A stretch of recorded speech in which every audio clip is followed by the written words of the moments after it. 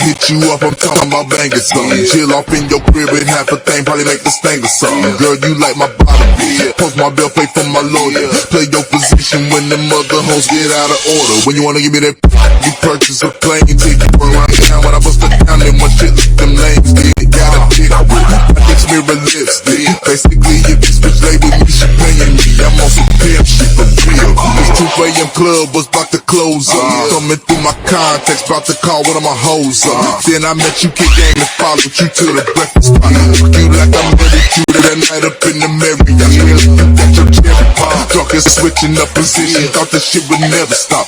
Motherfucker in the mission game. Nigga, I ain't laughing. Take a swig out of this 40. Then I'ma start to smash. And I want to make a nigga. I can double that to taxes on the way down on my level. Not even up in my bracket.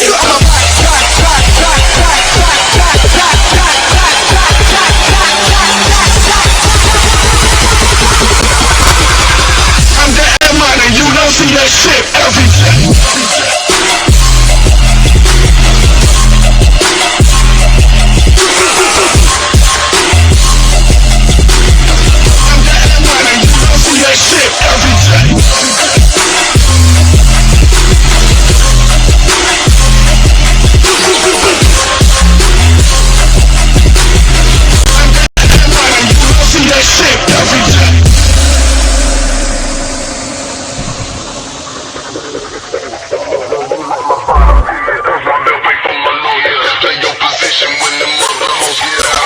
When you wanna give me that, you purchase a plane ticket. Around town when I bust it down, then one shit like them lames did. Got a dick with my dick's mirror lips, did. Basically, if this bitch lay with me, she paying me. I'm on some pimp shit for real. This 2 AM club was about to close up. Coming through my contacts, about to call one of my hoes up. When I hit you up, I'm talking about banging something. Chill off in your crib and half a thing, probably make the sting or something. Girl, you like my body, post my bill, pay for my lawyer. Play your position when the mother hoes get out of order. When you wanna give me that, you purchase a plane ticket. Around town when I bust it down, then one shit like them lames did. Got a dick with my dick's mirror lips, did. Basically, if this bitch lay with me, she paying me. I'm on some pimp shit for real. This 2 AM club was about to close up. Coming through my contacts, about to call one of my hoes up. Then I met you, kick game, and followed you to the breakfast spot. You like I'm ready to that night up in the Marriott. Got your cherry pop, drunk and switching up position. Thought this shit would never stop. Motherfucker in the mission game. Nigga, I ain't laughing. Take a swig out of this 40. Then I'ma start to smash. And I want to make a nigga. I can double that to taxes on the way down on my level. Not even up in my bracket.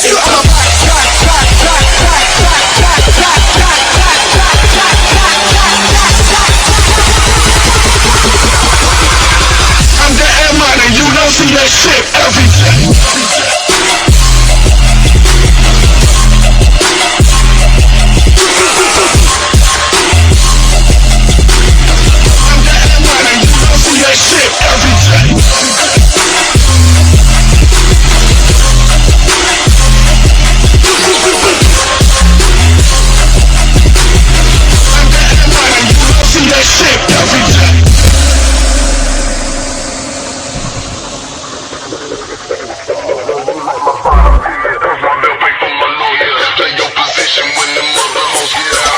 When you wanna give me that, you purchase a plane ticket. Around town when I bust it down, then one shit like them lames did. Got a dick with my dick's mirror lips, did. Basically, if this bitch lay with me, she paying me. I'm on some pimp shit for real. This 2 AM club was about to close up. Coming through my contacts, about to call one of my hoes up.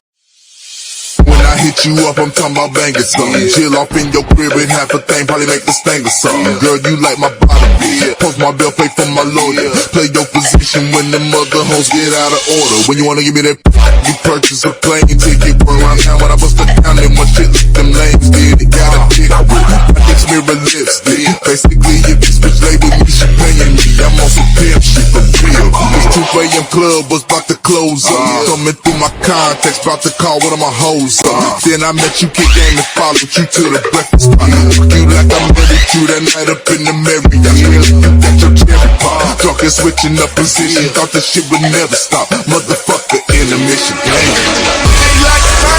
Nigga, I ain't laughing. Take a swig out of this 40. Then I'ma start to smash.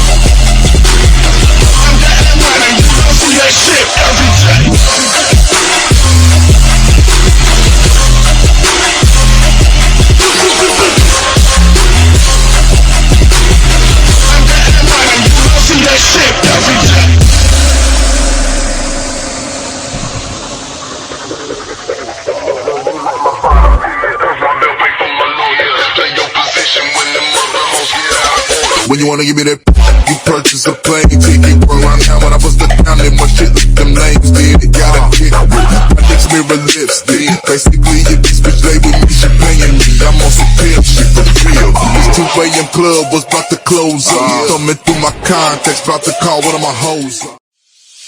When I hit you up, I'm talking about banging something. Chill off in your crib and half a thing, probably make the sting or something. Girl, you like my bottom, post my bill, pay for my lawyer. Play your position when the mother hoes get out of order. When you wanna give me that, you purchase a plane ticket. Run around town when I bust the down, then my shit look them lanes did. It got a kick with my next mirror lipstick. Basically, if this bitch lay with me, she paying me. I'm on some pimp shit for real. This 2 a.m. club was about to close up. Thumbing through my contacts, about to call one of my hoes up. Then I met you, kick game and followed you to the breakfast spot. Fuck you like I murdered you that night up in the Marriott.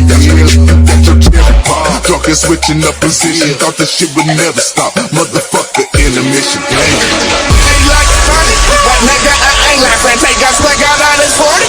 Then I'ma start to smash. And I want to make that.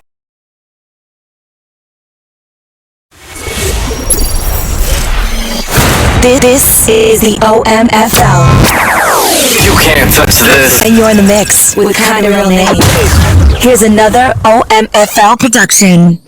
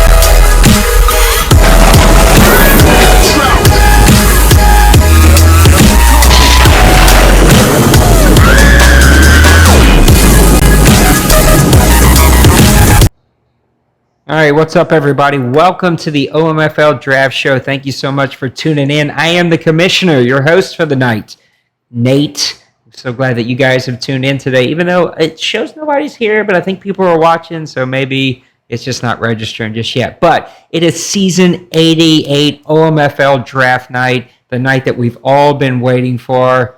Somebody's got the crunchy mic going. Is that Kevin? Kevin, you got the crunchy mic going? He's not going to talk. He's just going to crunch on his mic. All right. We are already through 2 rounds. We're already in pick number 26 here in the second round. Let me go ahead and just catch you up from where we are right now. Let's see. Make sure I didn't miss any picks. Nope. We are good to go. So here we go. I'm going to walk you through some of these picks, tell you some of the ones that I really like. I can't believe that we've gotten this far, almost 2 complete whole rounds in the last 48 hours.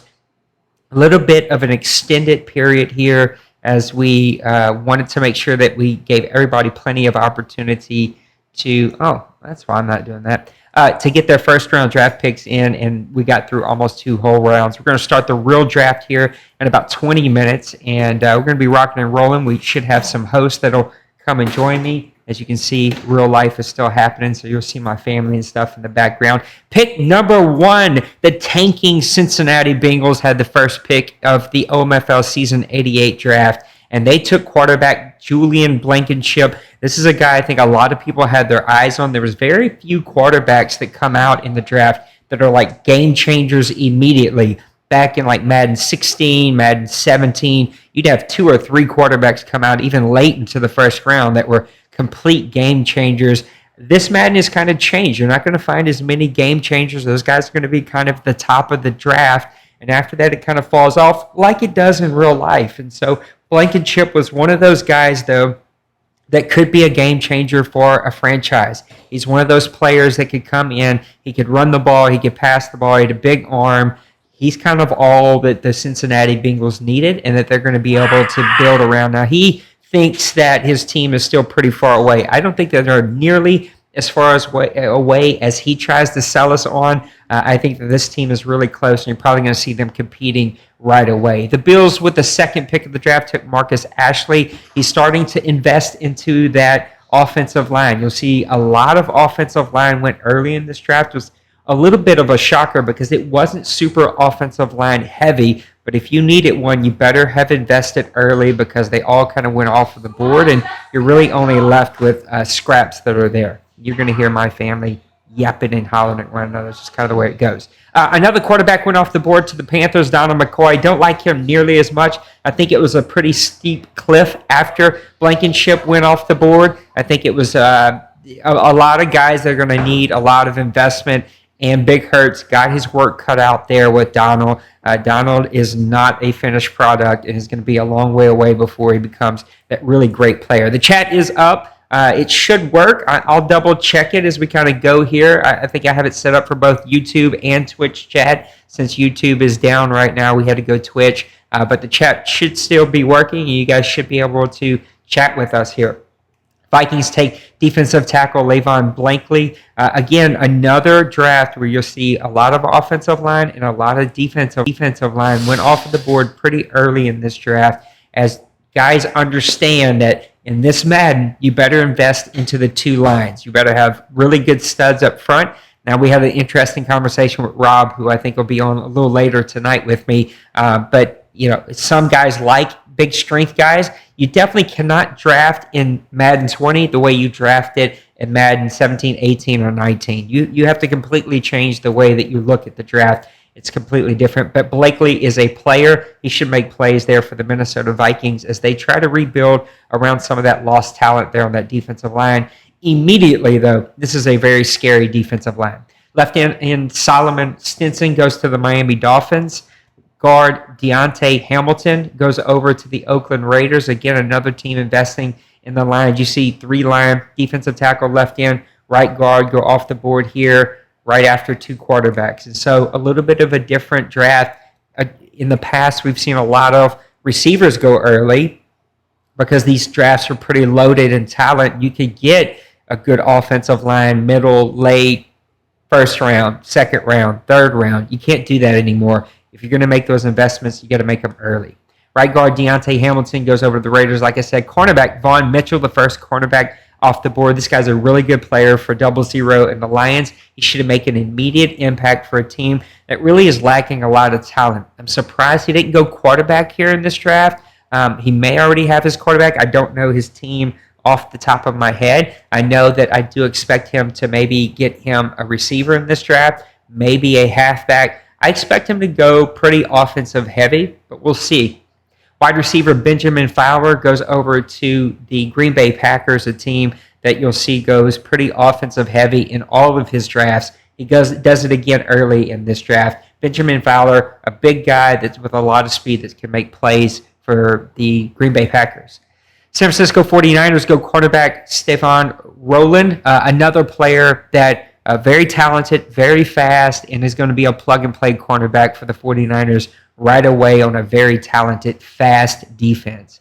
Right tackle Carson Skinner goes over to the Cardinals. He talks about, and he'll probably get on a little later and talk about how he really invests in his offensive line. He's got the quarterback. He feels like he's got some pretty good playmakers at running back. He's got some really great receivers. Now he just needs to add in that little piece of protecting those guys and opening some holes. Now, he isn't super happy with some of these picks. These are not finished products when it comes to the offensive line. You're going to have a lot of players that are going to need some work to get there. But if you make the investment, you put in the training, it's going to pay off in the long run. Cornerback Kent Rowan, another guy that I really liked in this draft. He goes over to the Tennessee Titans. Defensive tackle Lindsey Beck. Now, this was a pick that was a little surprising to me. I thought maybe he would go offensive line. Definitely a team with a lot of offensive firepower, but needed some offensive line help. A guy that already plays really good defense and can find a lot of players that can play his defense well. But you see he goes investing early in Beck. Beck is a plug-and-play player for him. He will make an immediate impact and be one of the top sack leaders on the defensive rookie side of the ball. Center Joey Madden, best name in the draft so far, goes over to the Houston Texans. Savante moving over to his new team. There's a little bit of a rebuild there. Very, very limited cap space. They lost some really good players. Be interesting to see exactly what he does with this team. Tampa Bay Buccaneers take free safety Carlos Dupree. This guy is a stud. He's fast, 92 speed, 94 acceleration. I plan on throwing a lot of interceptions to this kid with my 84 throwing power quarterback because this guy can fly. He can hit people. He'll probably even play some cornerback on this team, maybe in the nickel and dime situations. This guy is going to be all over the field. He'll be one of the top playmakers in the OMFL for season 88. Chiefs take left end DeMarcus Griffin, another one of those really good plug-and-play defensive linemen that came out early in this draft. This draft was very heavy with defensive end and defensive tackle. A lot of really good players went in this draft. Quarterback Hunter Woodward, this is not a pick that I liked at all. I think he ended up regretting it after making the pick. If you draft the way that you did in Madden 16, 17, 18, and 19, and Madden 20, it's going to come back to burn you. You're going to regret it big time. You cannot draft that way. You have to draft smart. This was not a smart pick for a team that was already pushing for the playoffs but needs to find a playmaker at quarterback. Linebacker Bruce Valentine, another really fast, good playmaker going over to the Eagles. The Eagles who took a step back this past season. Not quite sure why. I don't know if he was a little unplugged, if real life kind of got in the way, but definitely a team that took a step backwards this year. Look for him to rebound. He's going to have some pretty high draft picks in this draft. I expect him to be pushing for a playoff spot in the NFC. Titans did lack a lot of cap space, but what they lacked in cap space, they definitely made up in draft picks. Mo had a ton of draft picks for the Tennessee Titans. I think I said Savante a while ago, but Savante actually went to the Houston Texans. The Tennessee Titans had a lot of draft picks, and you're going to see they invested a lot of those early into the offensive line. Go another offensive lineman here, Toby Lentz. Saints drafted defensive tackle Wesley Pickney. That was my guy. I was kind of torn between him and another player. I'm glad that I went him. I'm hoping for a superstar, maybe even X-Factor type player. I'm hoping I can find a position for him. My first two draft picks, I really am lacking exactly what position I should put them in. But this guy can play, and he'll be a good player for my team and hopefully help me save some cap later on. Left tackle Tyler Beckham goes over to the Baltimore Ravens. Again, there's not a ton to talk about when it comes to these offensive linemen. They all kind of had their pros and cons, their weak areas and their strength parts.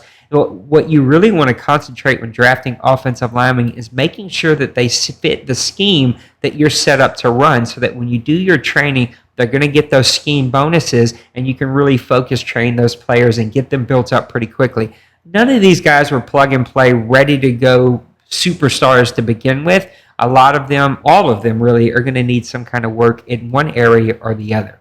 Left tackle Matt Hamilton goes over to the Minnesota Vikings, a guy that took a defensive end or defensive tackle in his early first-round draft pick, goes offensive line here. Rams go Shaquem Seymour. Again, another team investing in the offensive line. That's the early story of this draft so far is offensive line and defensive line. There's no secret to this. There's no secret sauce. If you see the teams who are playing really good football in the OMFL who are dominating, the Colts, the Falcons, those types of teams are going to have great offensive linemen that are open up massive holes for the run game and going to have great defensive linemen who are making a large impact with the pass rush. Defensive ends are going to get to the quarterback usually with any type of talent. What you're wanting is to get that defensive pass rush right up the gut that really disrupts things from the quarterback side and really for that offensive side of the play. Even if you're trying to run, if you're trying to go up the gut, those guys are getting off the blocks pretty easy. That's why you're seeing so many invest in the guards, the center, and also the defensive tackles. Jillian Higgins goes over to the Jacksonville Jaguars. He loves his playmakers. He's going to have some hard-hitting defenders. Jillian's going to fit right in with that. Patriots draft defensive tackle Jermichael Ash. Rinse and repeat from a lot of the other defensive tackles. I'm not sure if the chat's working here. I expected people to be chatting with me as we went here. My assumption is that maybe it's not working. So I'll make sure to get that fixed before we get started in the real draft here in just a couple of minutes. Let's see. Oh, let me, don't want to hear that, do we? How do I mute this? I don't know how to mute this. There we go. Kevin with the what's up. Let's see if that comes up, Kevin. Maybe nobody's chatting with me. That's the way it's going. The Bears took right tackle Jordan Brackett. Another team that was really dominant on the defensive side of the ball. He let Trubisky walk. I'm not sure. I don't think he brought him back. And so what are they going to do right there with the quarterback situation that they have? He's investing in the offensive line. Patriots in need of some playmakers on the outside. They go out and get wide receiver Kirtland Hyde, another big playmaker with some speed and some playmaking ability there. Bears with another back-to-back pick there. Ronald Krause, goes with the 7th pick in the first round. Another team that, again, I need to go. I don't know these teams by heart, but I think are lacking some quarterback abilities here. What are they going to do at quarterback? He's not forcing it here. He's going to figure up another plan. I think that's really the way to go. The Redskins draft right in Braxton Wright. Seahawks take left guard Hugo Estes.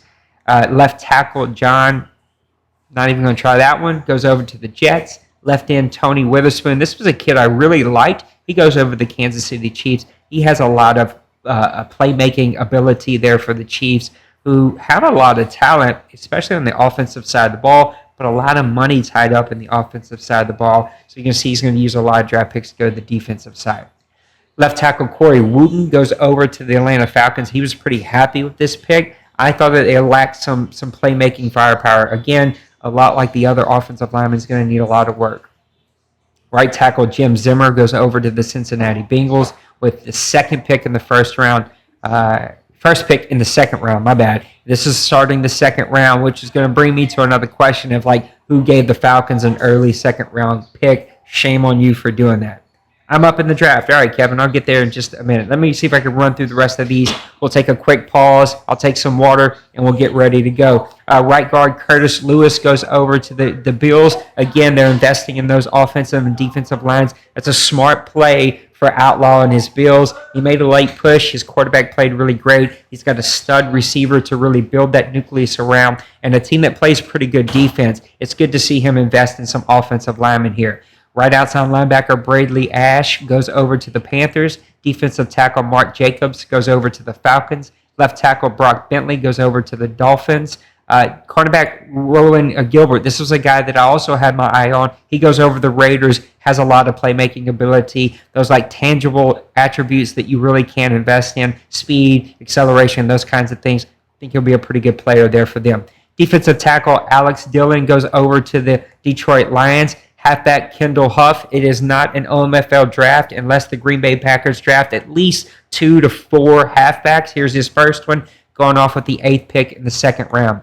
Defensive tackle Kyle Rowland goes over to the Titans. Cardinals investing into that offensive line again to Marcus Maxwell. Titans with Max Bias, another playmaking guy. He's really going to lack in some of his other stats, but with the speed, with the acceleration, that kind of stuff, he's already got it built in. He's ready to go. 49ers, Raymond Messier. Cornerback Sean Curtis. This was another guy a lot of people had their eye on. It's supposed to be an early first-round pick. Falls to the 13th pick here in the 2nd round, but lacked a lot of those playmaking abilities. Devon Talbot goes over to the Buccaneers. There's Rob. What's up, Rob? How you doing, man? Right guard George Sherman goes over to the Bengals. Again, more investment in those offensive lines. There's not much offensive line left. If you needed one, you're probably too late to the party here. Mark Dahlman goes over to the Broncos. Defensive tackle Alexander Madison goes over to the Cowboys. Armin Stevenson goes over to the Giants. I think this might have been his first pick of the draft, which is a little weird. I just didn't know that he traded a lot of those picks away. But you can see he knows that he's got to start to invest into that offensive line. Saints took left outside linebacker Conrad Lessimore. Texans take left end Diamond McCune. Cowboys take strong safety Ed McClain. And then the New England Patriots take Jacob McAllister, quarterback out of, I don't know. He goes over to the New England Patriots, and I think that doesn't really catch us up. It's going to be my pick. Let's see if I can catch us up with these last couple of picks that came in after we kind of got started here. I think it was just one. Okay. Halfback Roland Stanton. This is what we're going to do. I'll show you exactly how we do this. Roland Stanton was supposed to go early in the first round, so good value here for the Chicago Bears out of Charleston Southern 210 running back, 5'9", so little short, compact guy, but he ran a 4.4440. Was one of those guys that was a late Heisman kind of voter type of player, a potential red chipper type of guy. I think the best player left on the board at this point is going to go to the Chicago Bears, who need playmakers on that offensive side of the ball to match his defensive side of the ball. All right, with that, I'm going to take a little bit of a break here. We're going to just put you on the other screen. We'll come back in 1 minute. I'll make my pick. We'll get the draft started. And I think I got a couple of friends here that are going to be with me talking through the draft. So we'll be back here in just 1 second.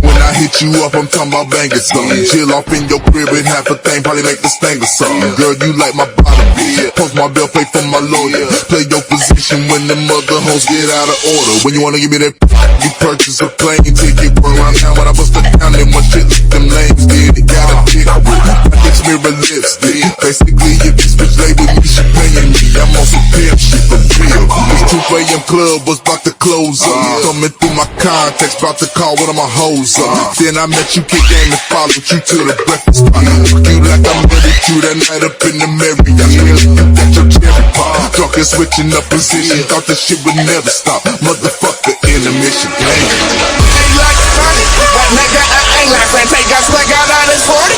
Then I'ma start to spend. And I want to make a nigga. I just double that the taxes on the way down on my level. Not even up in my bracket. You on a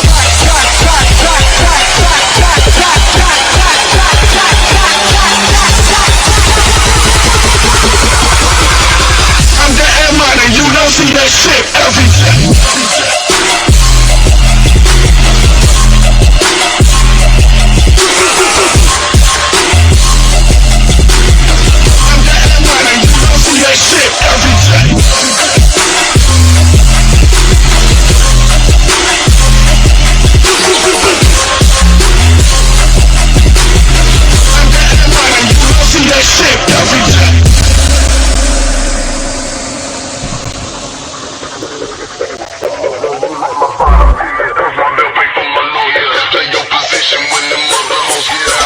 When you wanna give me that, you purchase a plane ticket. Run around town when I bust it down, then one shit like them lanes did. It got a dick with my dick's mirror lips, did. Basically, if this bitch lay with me, she paying me. I'm on some pimp shit for real. This 2 a.m. club was about to close up. Coming through my contacts, about to call one of my hoes up.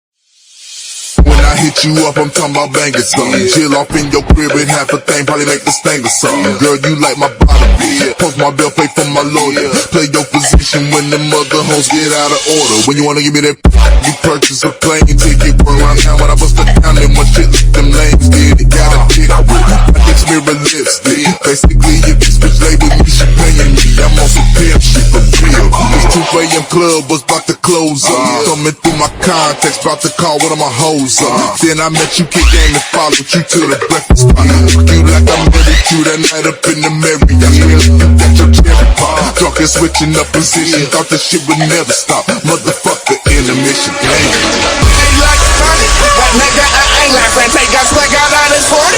Then I'ma start to spend. And I want to make a nigga. I just double that the taxes on the way down on my level. Not even up in my bracket. You on a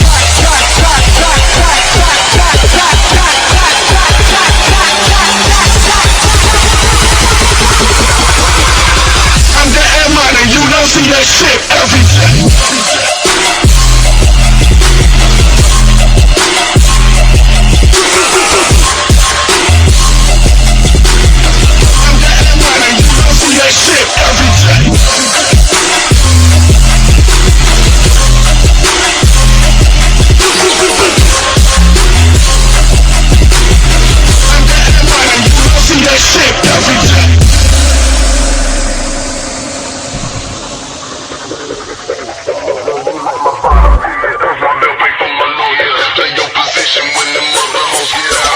When you wanna give me that, you purchase a plane ticket. Run around town when I bust it down, then one shit like them lanes did. It got a dick with my dick's mirror lips, did. Basically, if this bitch lay with me, she paying me. I'm on some pimp shit for real. 2 a.m. club was about to close up. Thumbing through my contacts, about to call one of my hoes up.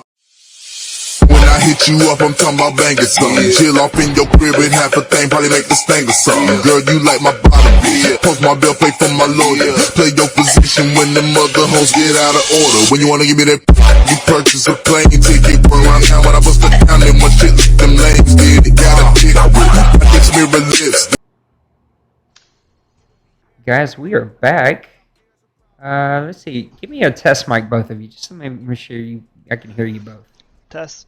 Test. Give you Oh, Tom Brady, where did you go?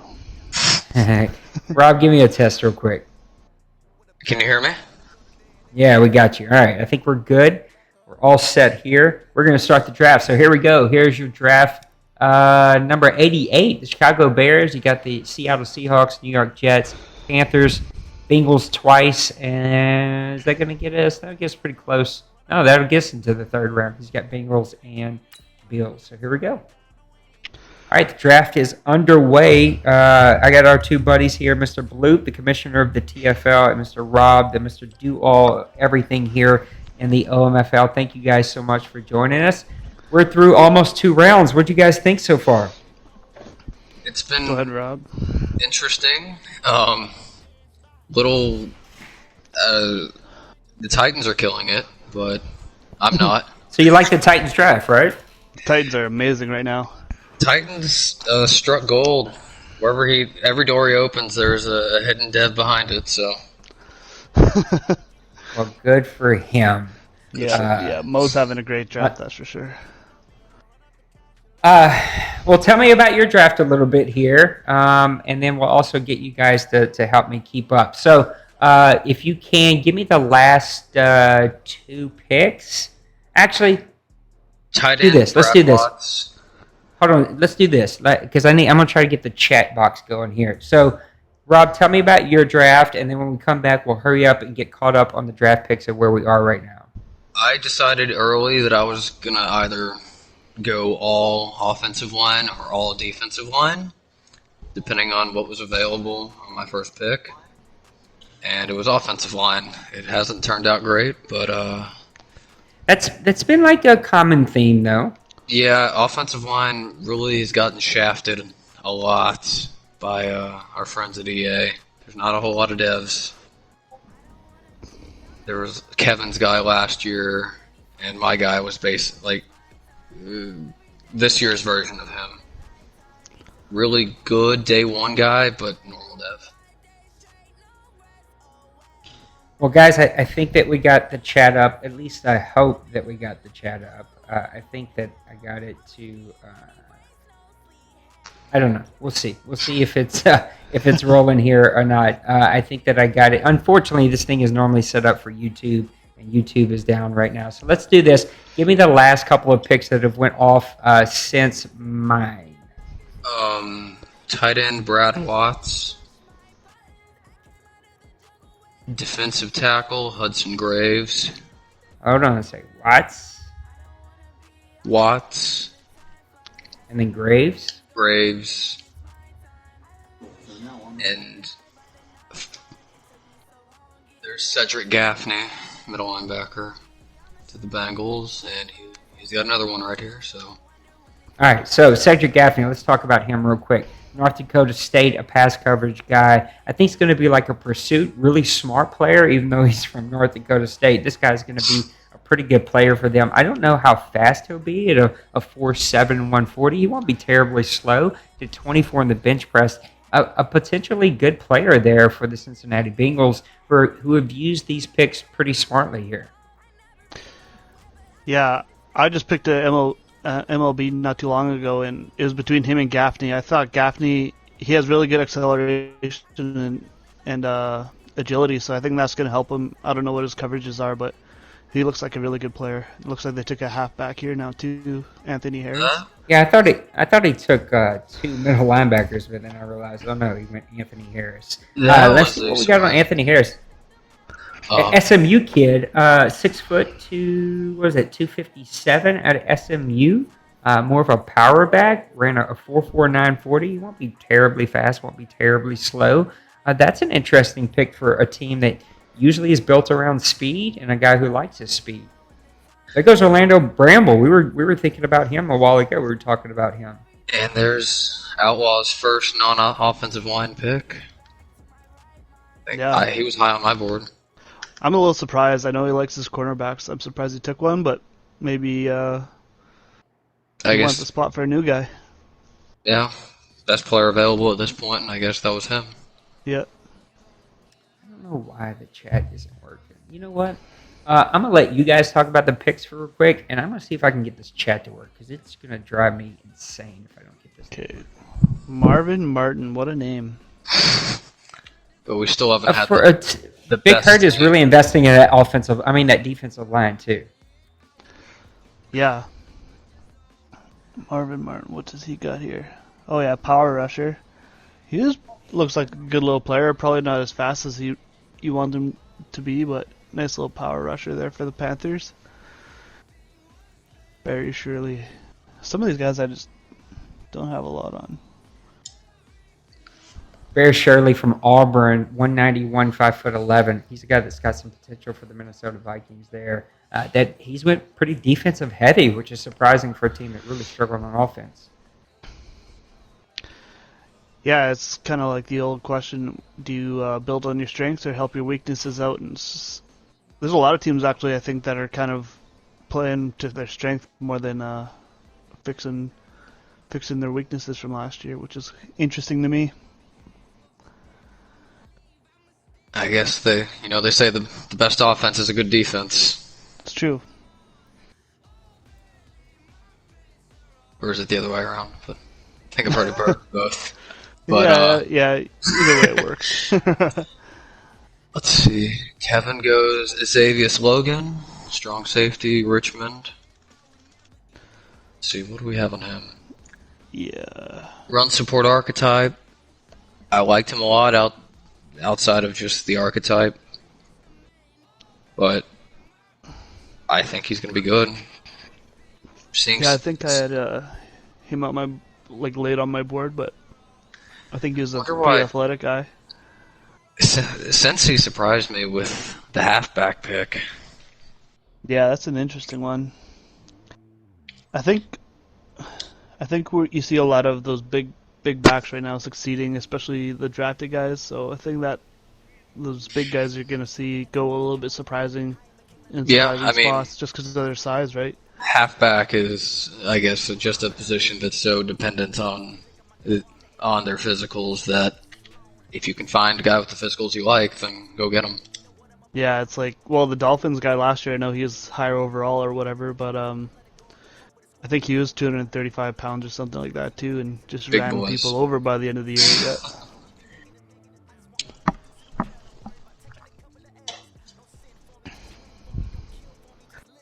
Raiders letting it tick down. Let's see if he's online. He's not online.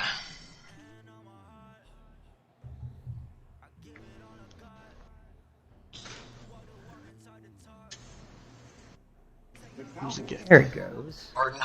Morgan Hodge. I knew I'd get it sooner or later. It just took me a minute. Nice. I guess we're starting to see more of a run on a little bit bigger. More of a run on defensive line now. We had that run on offensive line in the second round, and I think now you really see in these drafts those linemen are really pretty much like the most dominant area because it's where you win ball games. Yep. I like it. I mean, look, not something you like I usually said see. like I said in the pre-draft show, it's not a secret. If you're going to win in this league, you better invest in the offense and defensive line. Yep. Yeah, I didn't really need a defensive lineman. What was the pick before Alex Sanchez? That was right then. Morgan Hodge. Yeah, Morgan Hodge. That's right. That's an interesting pick. He's a good, big defensive lineman. Yeah, I thought there were better defensive linemen. What is he, 6'4", 317 out of Indiana, kind of a run stopper guy. I mean, he did pretty good combine. He did 26 in the bench press, though. You want to see that number a little bit higher. Who did he go to? the Raiders. I wonder if they went over to a 4-3. That'd be an interesting question to ask him. Because I just don't think he fits in a 3-4 without a lot of strength. But Rob, you tend to think that you don't need a lot of strength in this Madden. Yeah, I think strength, as long as it's not, at least this is just my philosophy, as long as it's not terrible, like 80 is really where my benchmark is. Anything above 80 is fine. Anything above 85 is good. But you just don't see a lot of a lot of return when you draft guys that kind of fit the super high strength mold. I feel like EA doesn't really do them justice. It's over to your pick, my friend, so you don't miss on it. Gosh. Riley Gilbert, a undrafted ranked guy out of USC, a fullback utility guy. Pretty fast, at 5.05 40 to 21 in the bench press. A possible blue chipper there going to San Francisco. And then a quarterback going right before that. I missed what team he went to. Green Bay. So that's interesting because I think you're starting to reach on quarterbacks. My best players right now are halfback Tyrone Pittman, wide receiver Derek Redmond, quarterback Corbin Ledford. Now, we were talking about him a while ago for a pick with me, but you guys agree that his throwing power is going to be a little low, but you could still win with a low throwing power quarterback. You just got to learn how to play a little bit different. Wide receiver Nelson Whittington, defensive tackle Rashad Gaithier, and then left tackle Sean Woodward. Those are kind of my top guys here. And Rocco Clark goes over to our buddy, Mr. Rob. Talk to us about Mr. Rocco, a possible red chipper right guard, is it? Yeah, right guard. He's better than my second round pick, so I'll take it. Well, he's 6'3" out of Western Virginia. What is it? He's a big boy. 36. Big boy. How does stats look? He's slow, so he'll be a center. He's 61 speed, 74 acceleration, but 83 strength, which at 27 bench reps, I was expecting worse, so I'll take it. He's got 78 run block power and 76 pass block power, 80 lead block. I don't think he's actually going to get out and make any blocks in space because he's too slow, but if he does, he'll be good at it. Guys, it's only 8:16 Central Time, and we're almost done with the third round. We're like middle of the third round or so here, which is absolutely crazy. So I think we're going to be in for a little bit early at night, which would be good. Steve Abbott, let's see what we got on Mr. Abbott. He goes over to the Patriots. Talk about it, Mr. Blue. Yeah, he's one second, I'm just sending it to my Twitter. He's not bad. He's a good route runner. He has 91 speed, 87 acceleration, 89 agility, so that's good. Not a great catcher, but I was going for the route running. I picked that speedy guy earlier in the draft in the first round, and he's kind of a straight line runner, so this guy's going to play probably slot for me, Steve Abbott. And it's just kind of I drafted everything I needed so far, and I'm just kind of trying to find new toys. No picks for me here in the third round. I got a deal that I really felt like I couldn't turn down. I gave away my third this year, fourth next year for the Chargers, who are now the Miners' second rounder next year and his fourth rounder next year. I felt like that was just a deal I couldn't pass up, especially this late. Let's see if you guys can help me catch up. I see Johnny Walters, but who went right before that, if you can help me with that one? Oh, I missed that one too. Johnny Walters, 5'9", 198 out of Arizona, 21 years old. He ran a 4.3 140, so we know why he was drafted in Kansas City, who is now going to have some pretty impressive wide receivers with speed all across the field for a quarterback that can pretty much heave it anywhere he wants it. Yeah, he let Sammy Watkins, his wide receiver 3, go, so got to find someone to fill that 300-yard void.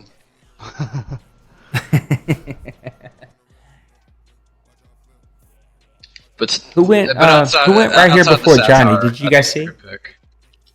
But that was just before this? Yeah. That was left end Antoine Lee to the Buccaneers. Lee? Antoine Lee. Good pick by the Broncos. Defensive tackle Gabe Gomez. Probably the best overall left on the board here. That's not a kicker. Yep. So you like Gabe. Let's see what we got on Gabe. We got 6'4", 310 out of Oregon State, a run stopper. Going to be really good at getting after the quarterback, really good at tackling. He can get off of blocks pretty easy. Did a 34 in the bench press, so he should be nice and strong. This is a good player going over to the Denver Broncos, who, I got to admit, so far up to this point in the draft, I haven't really loved what they've done in this draft. Yeah, I thought they reached for their quarterback in the first round, but at this, I mean, in this day and age, there's a lot of teams that need quarterbacks, so you got to go get them. Well, there's the guy that I was hoping would fall, that I was sworded that I'd be able to pick up a little bit later. But guess what? He's gone. Mr. Robert Griffin, a tight end out of Georgia Tech, going over to the Philadelphia Eagles, a blocking tight end, really strong blocker, ran a 5.07 40 and did 29 in the bench press. I loved this player. I really wanted him. Decided not to go that direction. I'd love to hear about him though if Koch posts a photo of him, because I think that he has some playmaking ability here. Excuse my language, how the hell did he even have him scouted? I have no clue. You got the New York Giants, the Miners with my pick, the Houston Texans, the Dallas Cowboys, New York Jets, the Buffalo Bills, and then the New England Patriots, all coming up here in the third round. We're at pick number 18. So one more round, and we'll start taking some what's the word I'm looking for? Some interviews. There's the word I'm looking for. Too many things going on in this head tonight. And I seen a post a little earlier asking how do we do the interviews now. You have to log into PlayStation. You'll see an OMFL Season 88 chat party. You'll just join that, and that'll get you everything that you need to do. I missed the pick before this, Wilson. It was Washington, but I missed Sydney exactly Washington, who he was. middle linebacker. We'll get our first kicker going off the board here to the Miners in round number 3, and then Washington. Must be nice to have a roster that's good enough to be able to burn third-round picks on kickers. Mr. Sydney Washington out of Colorado State, 5'11", 243. I like that, a big, bulky middle linebacker that you can put in a 3-4. A really big thumper in college, ran a 4.62 40. And overall, just a really good player that's going to help them out. Mo, thanks for joining the party, but if you can mute yourself or at least mute the background noise until we're ready to bring on some interviews, that'll help us out with the noise. Mr. Norman Thomas, so one of the only centers. There hasn't been that many centers that have went off the board here, but Norman Thomas going over to the Houston Texans. 6'2", 299 out of Rice. A little light foot there for a center, but did 26 in the bench press, ran a 5.02 40. I don't know why you would care about 40 times for the Houston Texans, and evidently there's something going on with my wife. I don't know exactly what's going on. She's having a heart attack right now. So, Houston Texans draft here. Now, Cervantes moved over to the Houston Texans. He was given a team without a lot of... Huh? You what? But Sorry, evidently there was something smoking, and I didn't smell it, so my bad. shame. Houston Texans, not a lot of salary cap, a team that has some talent in positions, but definitely getting old on the defensive side of the ball. I haven't loved their draft, though, so far. I was gonna say I have no idea what he was walking into scouting-wise. For all we know, Herc could have left him a nice present of absolutely nothing done. So, yep, that's tough, man. That's tough to take over a team that's aging on the defensive side of the ball, that is not going to have a ton of cap, and then you don't have any scouting, so you're just kind of scouting blind. but he's got Deshaun Watson, so... Yeah, he does, but he also kind of struggles with drafting, period. Like, that hasn't been a super strong suit in his time here in the OMFL. So I don't know. We'll see. He definitely took over a project over there, but I think he was willing to do whatever it took to get out of the NFC South where the Falcons dominate.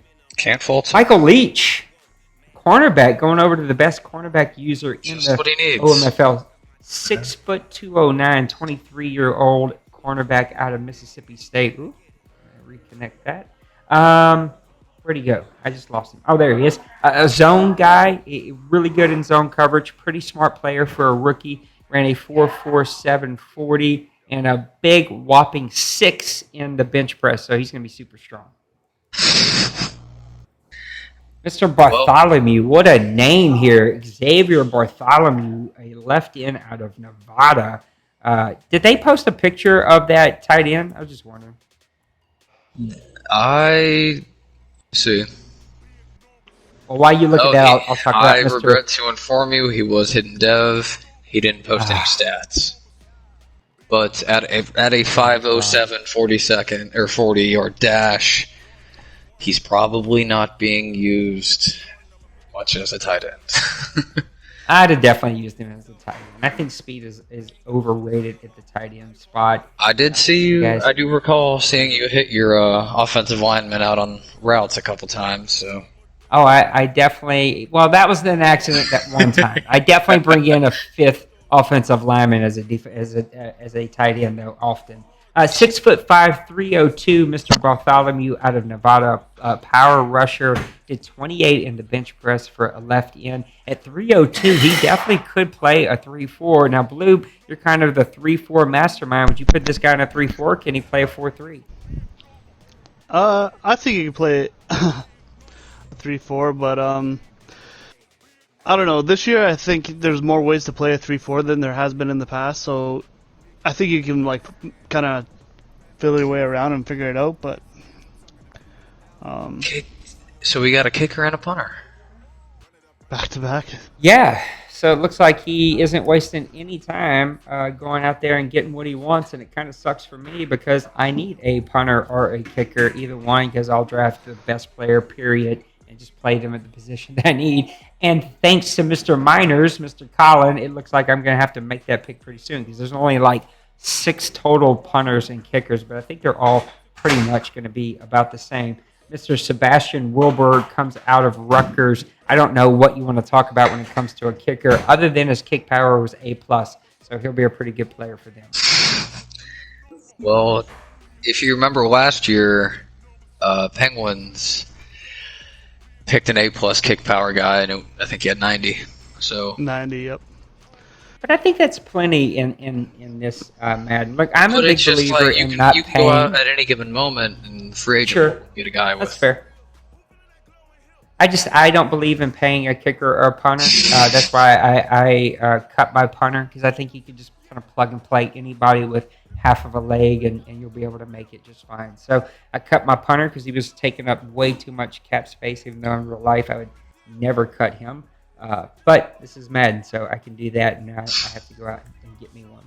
Chad Winston. Let's see what we got on Mr. Chad Winston here. 5'11" cornerback out of Auburn, a zone guy. He's going to run a 4.53 40, so probably moving him back to safety. I also know that Mo will definitely try to move his guys up to linebacker as well. Landon Lefford, 6'2", 255 out of Penn State, a vertical threat guy, really good catching abilities, ran a 4.78 40, so one of the faster 40 times, but still did 20 in the bench press. Pretty good all-around player. Look, only 66 overall, but you're here second to last pick, or third to last pick here in the second round, so or third round. I don't know what you might be expecting there. All right, left guard Moreland, man, we are getting to the bottom of the barrel here on offensive line. Go ahead and talk about your left guard that you just drafted. Yeah, there's nothing really special here. I really have only certain positions left on the board, so this is kind of one that's I feel like I could get all those other ones again. This is the only one that really had one guy left, offensive line. I need a backup, so I don't know. He looks okay. He's not anything special, but I think a good pick for the end of the third round at least. I mean, look, you're towards the end of the third round. This is what this new Madden is. It's a 66 overall player can be a starter on some teams. So I mean, to get him here as a backup, somebody that you can develop, not a bad move here late in the third round. So I think that and I think fine. If I move him to center, he'll probably jump in overall. So that should help. We're kind of fluctuating between 17 and 20 people here, but the chat is absolutely dead. I encourage you guys to chat with us. Tell us about what you're thinking with this draft. Tell us some stats if you see some. I cannot have Discord up and do stats all at the same time, so it's a little hard for me to do. I just missed that. Douglas Jackson. Player there. Mr. Douglas Jackson here, 6 foot 212 out of Ole Miss. Ran a 4.3 4.40, so he should be a burner. But if I know anything about these cornerback burners, usually it means that they're pretty slow afoot when it comes to the acceleration phase. And we're here off into the fourth round. A lot of these picks now have started to be dealt. You can see the Kansas City Chiefs there with the first pick here in the fourth round. Tennessee Titans with the second. Then you got the Panthers, the Vikings, the Dolphins, the Raiders, the Vikings again, and then the Browns, our first pick that we've seen in quite some time. Teams that have had a little bit of a mixed bag here. You guys all kind of love the Tennessee Titans draft. Mo is in the chat. Hopefully he'll chat with us here in a minute whenever we're ready to do some interviews. But you guys have loved what Mo has done in this draft. I haven't loved what Big Hurt has done. I think it's a bit of a miss there for the Carolina Panthers. I think the Vikings have had some hits and some misses, but the Dolphins have quietly had a pretty good draft, I think, overall. Yeah, I think. Well, I've missed a couple of the Dolphins ones, but I think Kevin really has done a good job the last two seasons. I know last year he was disappointed, but I think he had a lot of guys work out for him. So I think he's actually done really well the last two seasons drafting. There's been something about these drafts that they kind of grow on you after it's over, right? It's like it's 6 weeks, 8 weeks, 10 weeks into the season. You look back and you're like, oh, this kind of grew on me a little bit. I kind of like this a whole lot better than I did early on. Yeah, I felt with my draft last year, all my players that wound up playing any snaps at all kind of seemed to outplay their ratings. I don't know if that's because of the traits or something, but yeah, they all seemed to. Everyone that I had that played seemed to play really well considering their 64 overalls. I'm going to quarterback here in the fourth round go over to the Minnesota Vikings. What do you guys think about taking a quarterback this late? To me, you're kind of in no man's land where if you didn't take one early, you might as well wait to the very end, but he's taking a fourth round flyer on a guy. At this point, a lot of these guys aren't going to make the roster anyways, so I got no problem throwing a dart. Tight end Randall Hillman goes over to the Miami Dolphins that we were just talking about. 6'6", 261 out of Florida State, a blocking guy.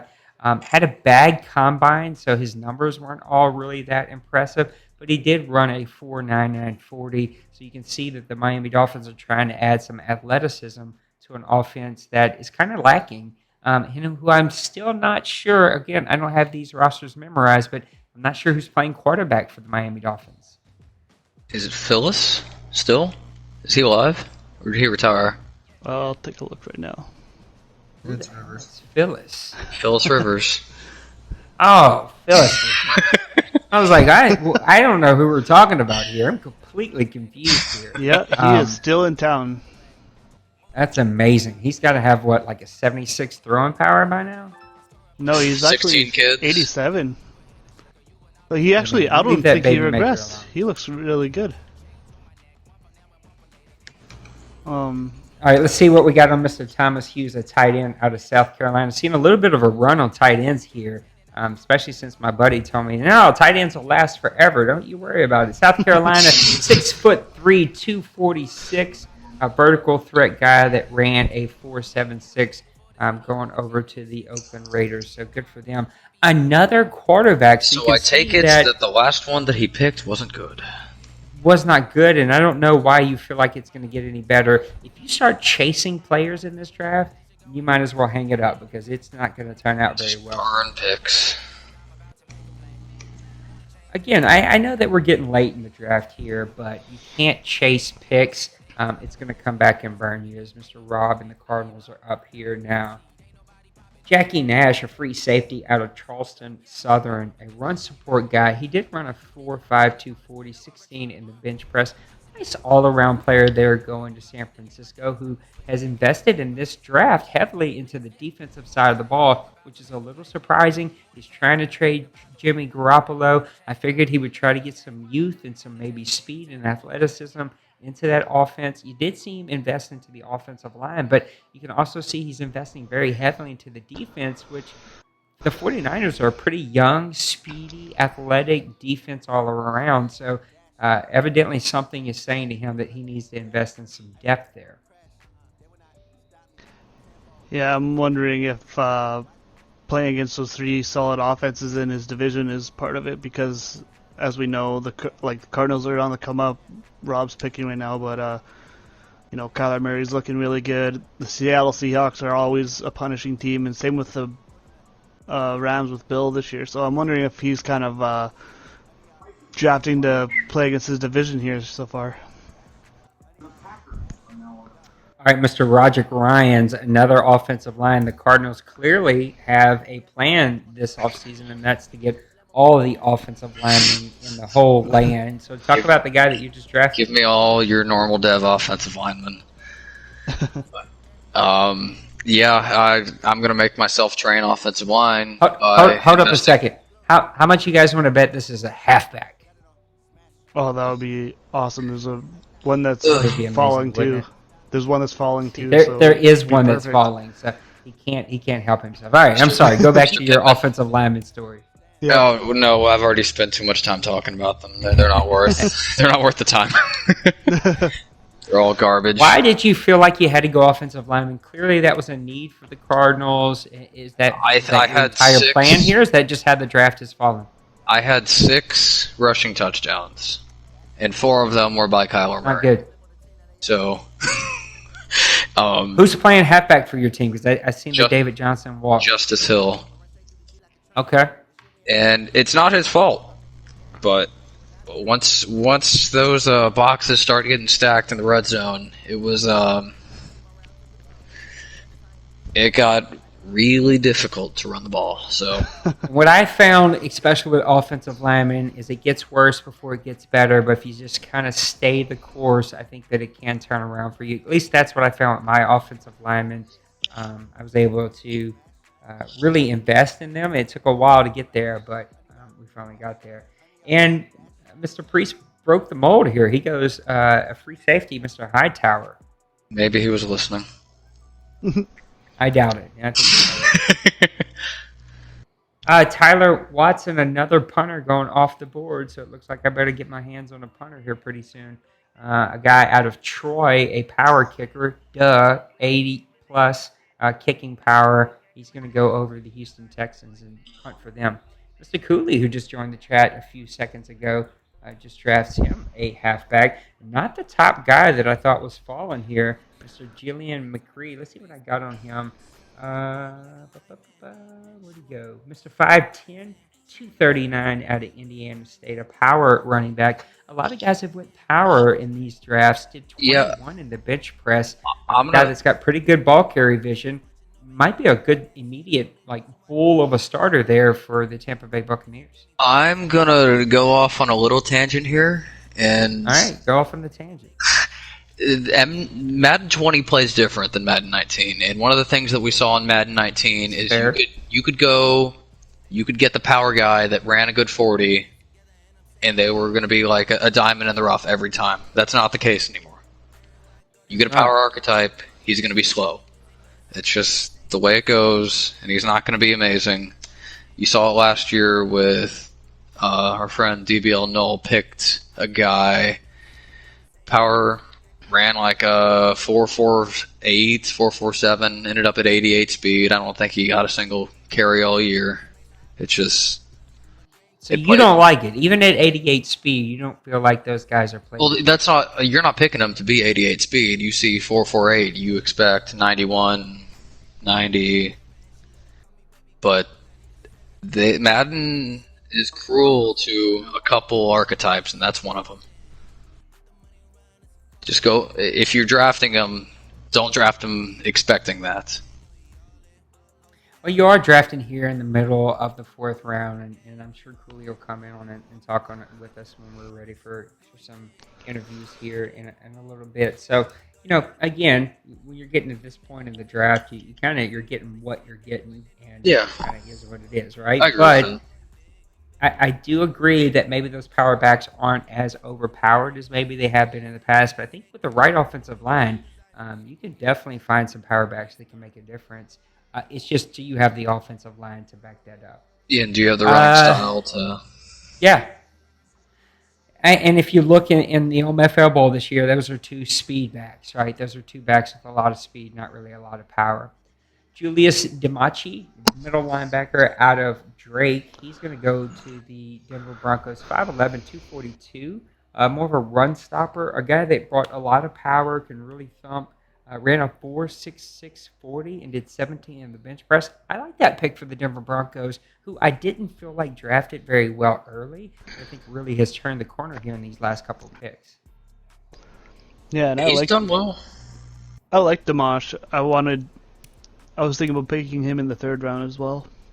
So I think as far as the linebacker, like middle linebackers go, he's about as good as any of them this draft. It's not a draft with chaotics if he doesn't pick a fullback.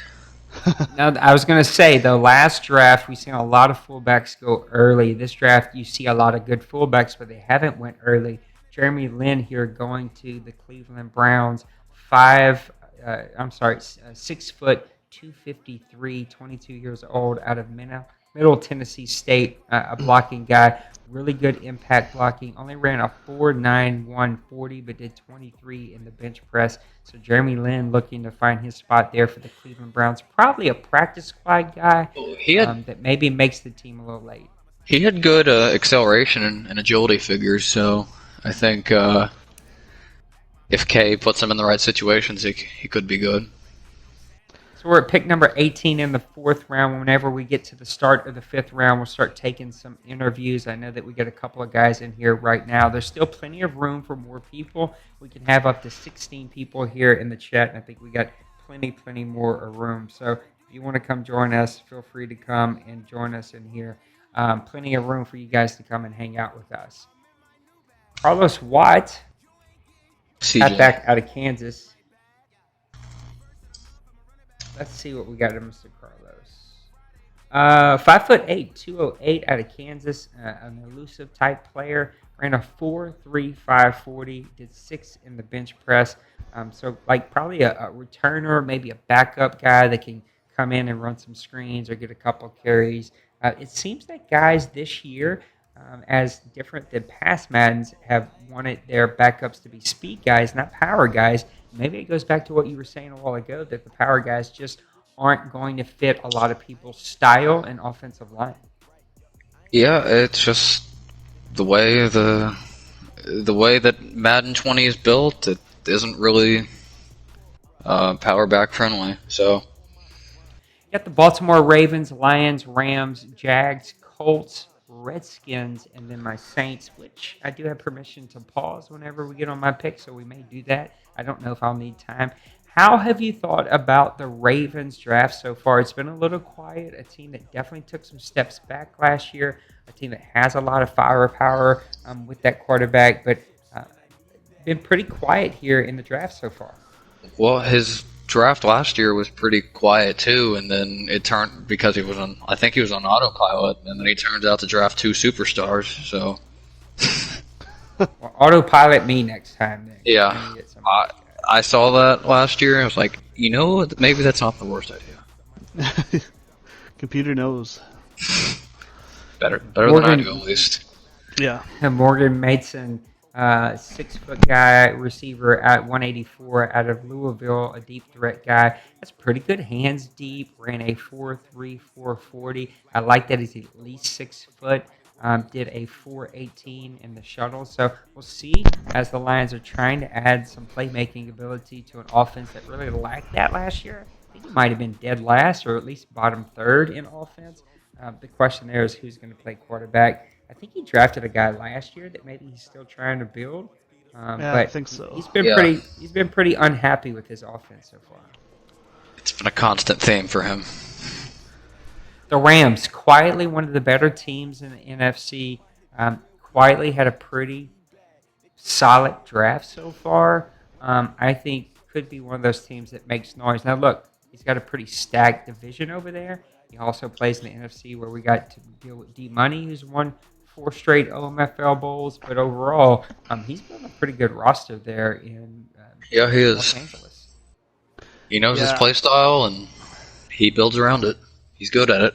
Yeah, and the key for him in all these drafts is to just get guys that are going to be useful in their contract because he is a very top-loaded roster on his pay scale. So getting these getting guys that can contribute on rookie deals is so important for that team right now.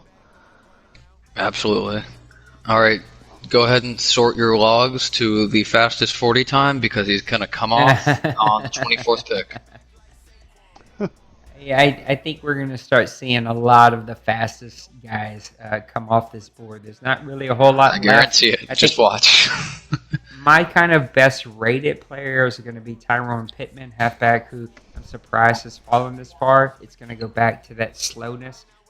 He's an elusive back, but only ran a 4.57. There he goes right now. Speak the devil. Corbin Ledford, Nelson Wingington, those are kind of my top guys there. Yeah, Pittman goes. Yeah, there we go. 57 Mr. overall. Pittman going there.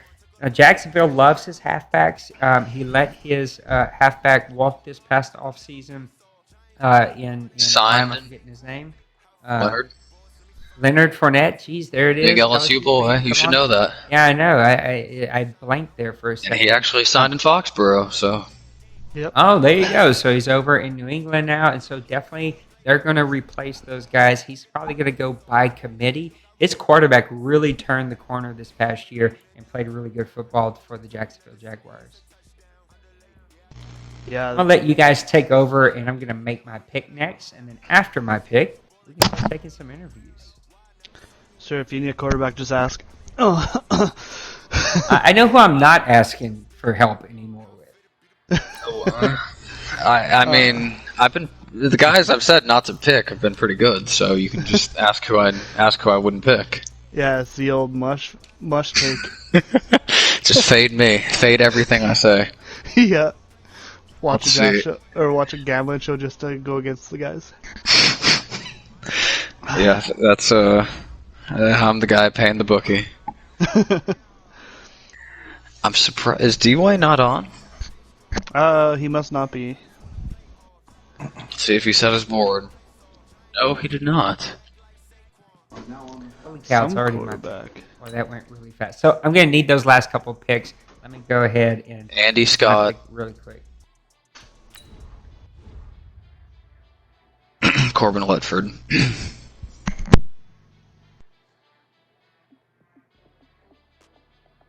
Everybody gets to stare at me now. Y'all supposed to be talking. I'm supposed to be filling some of this airspace. Since I'm everybody trying to else figure is out who I'm gonna stare take at my next. face. Trying to figure out who the best normal dev offensive lineman is that's left.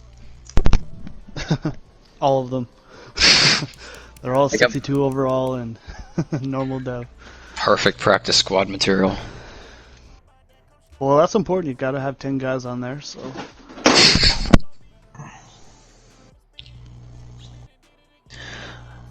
Players are not good, y'all. Nope. But I think it was last year. Your first pick was around this time, and it was like a 63 overall guy. So we only go up from here.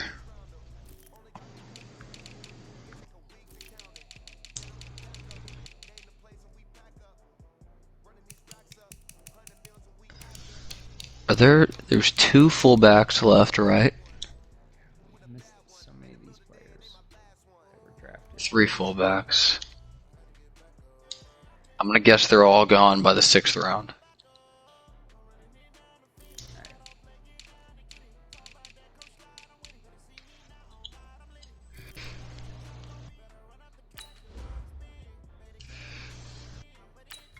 So Bloop. Wow. Fourth Wow, round I just punter. drafted a long hair punter. That's awesome. Good pick. Well, I needed one, like I said, and I panicked. To be totally honest with you, I felt like I was taking too much time, and so I just hurried up and made my pick. What was his name? Robinson. Okay. Yeah.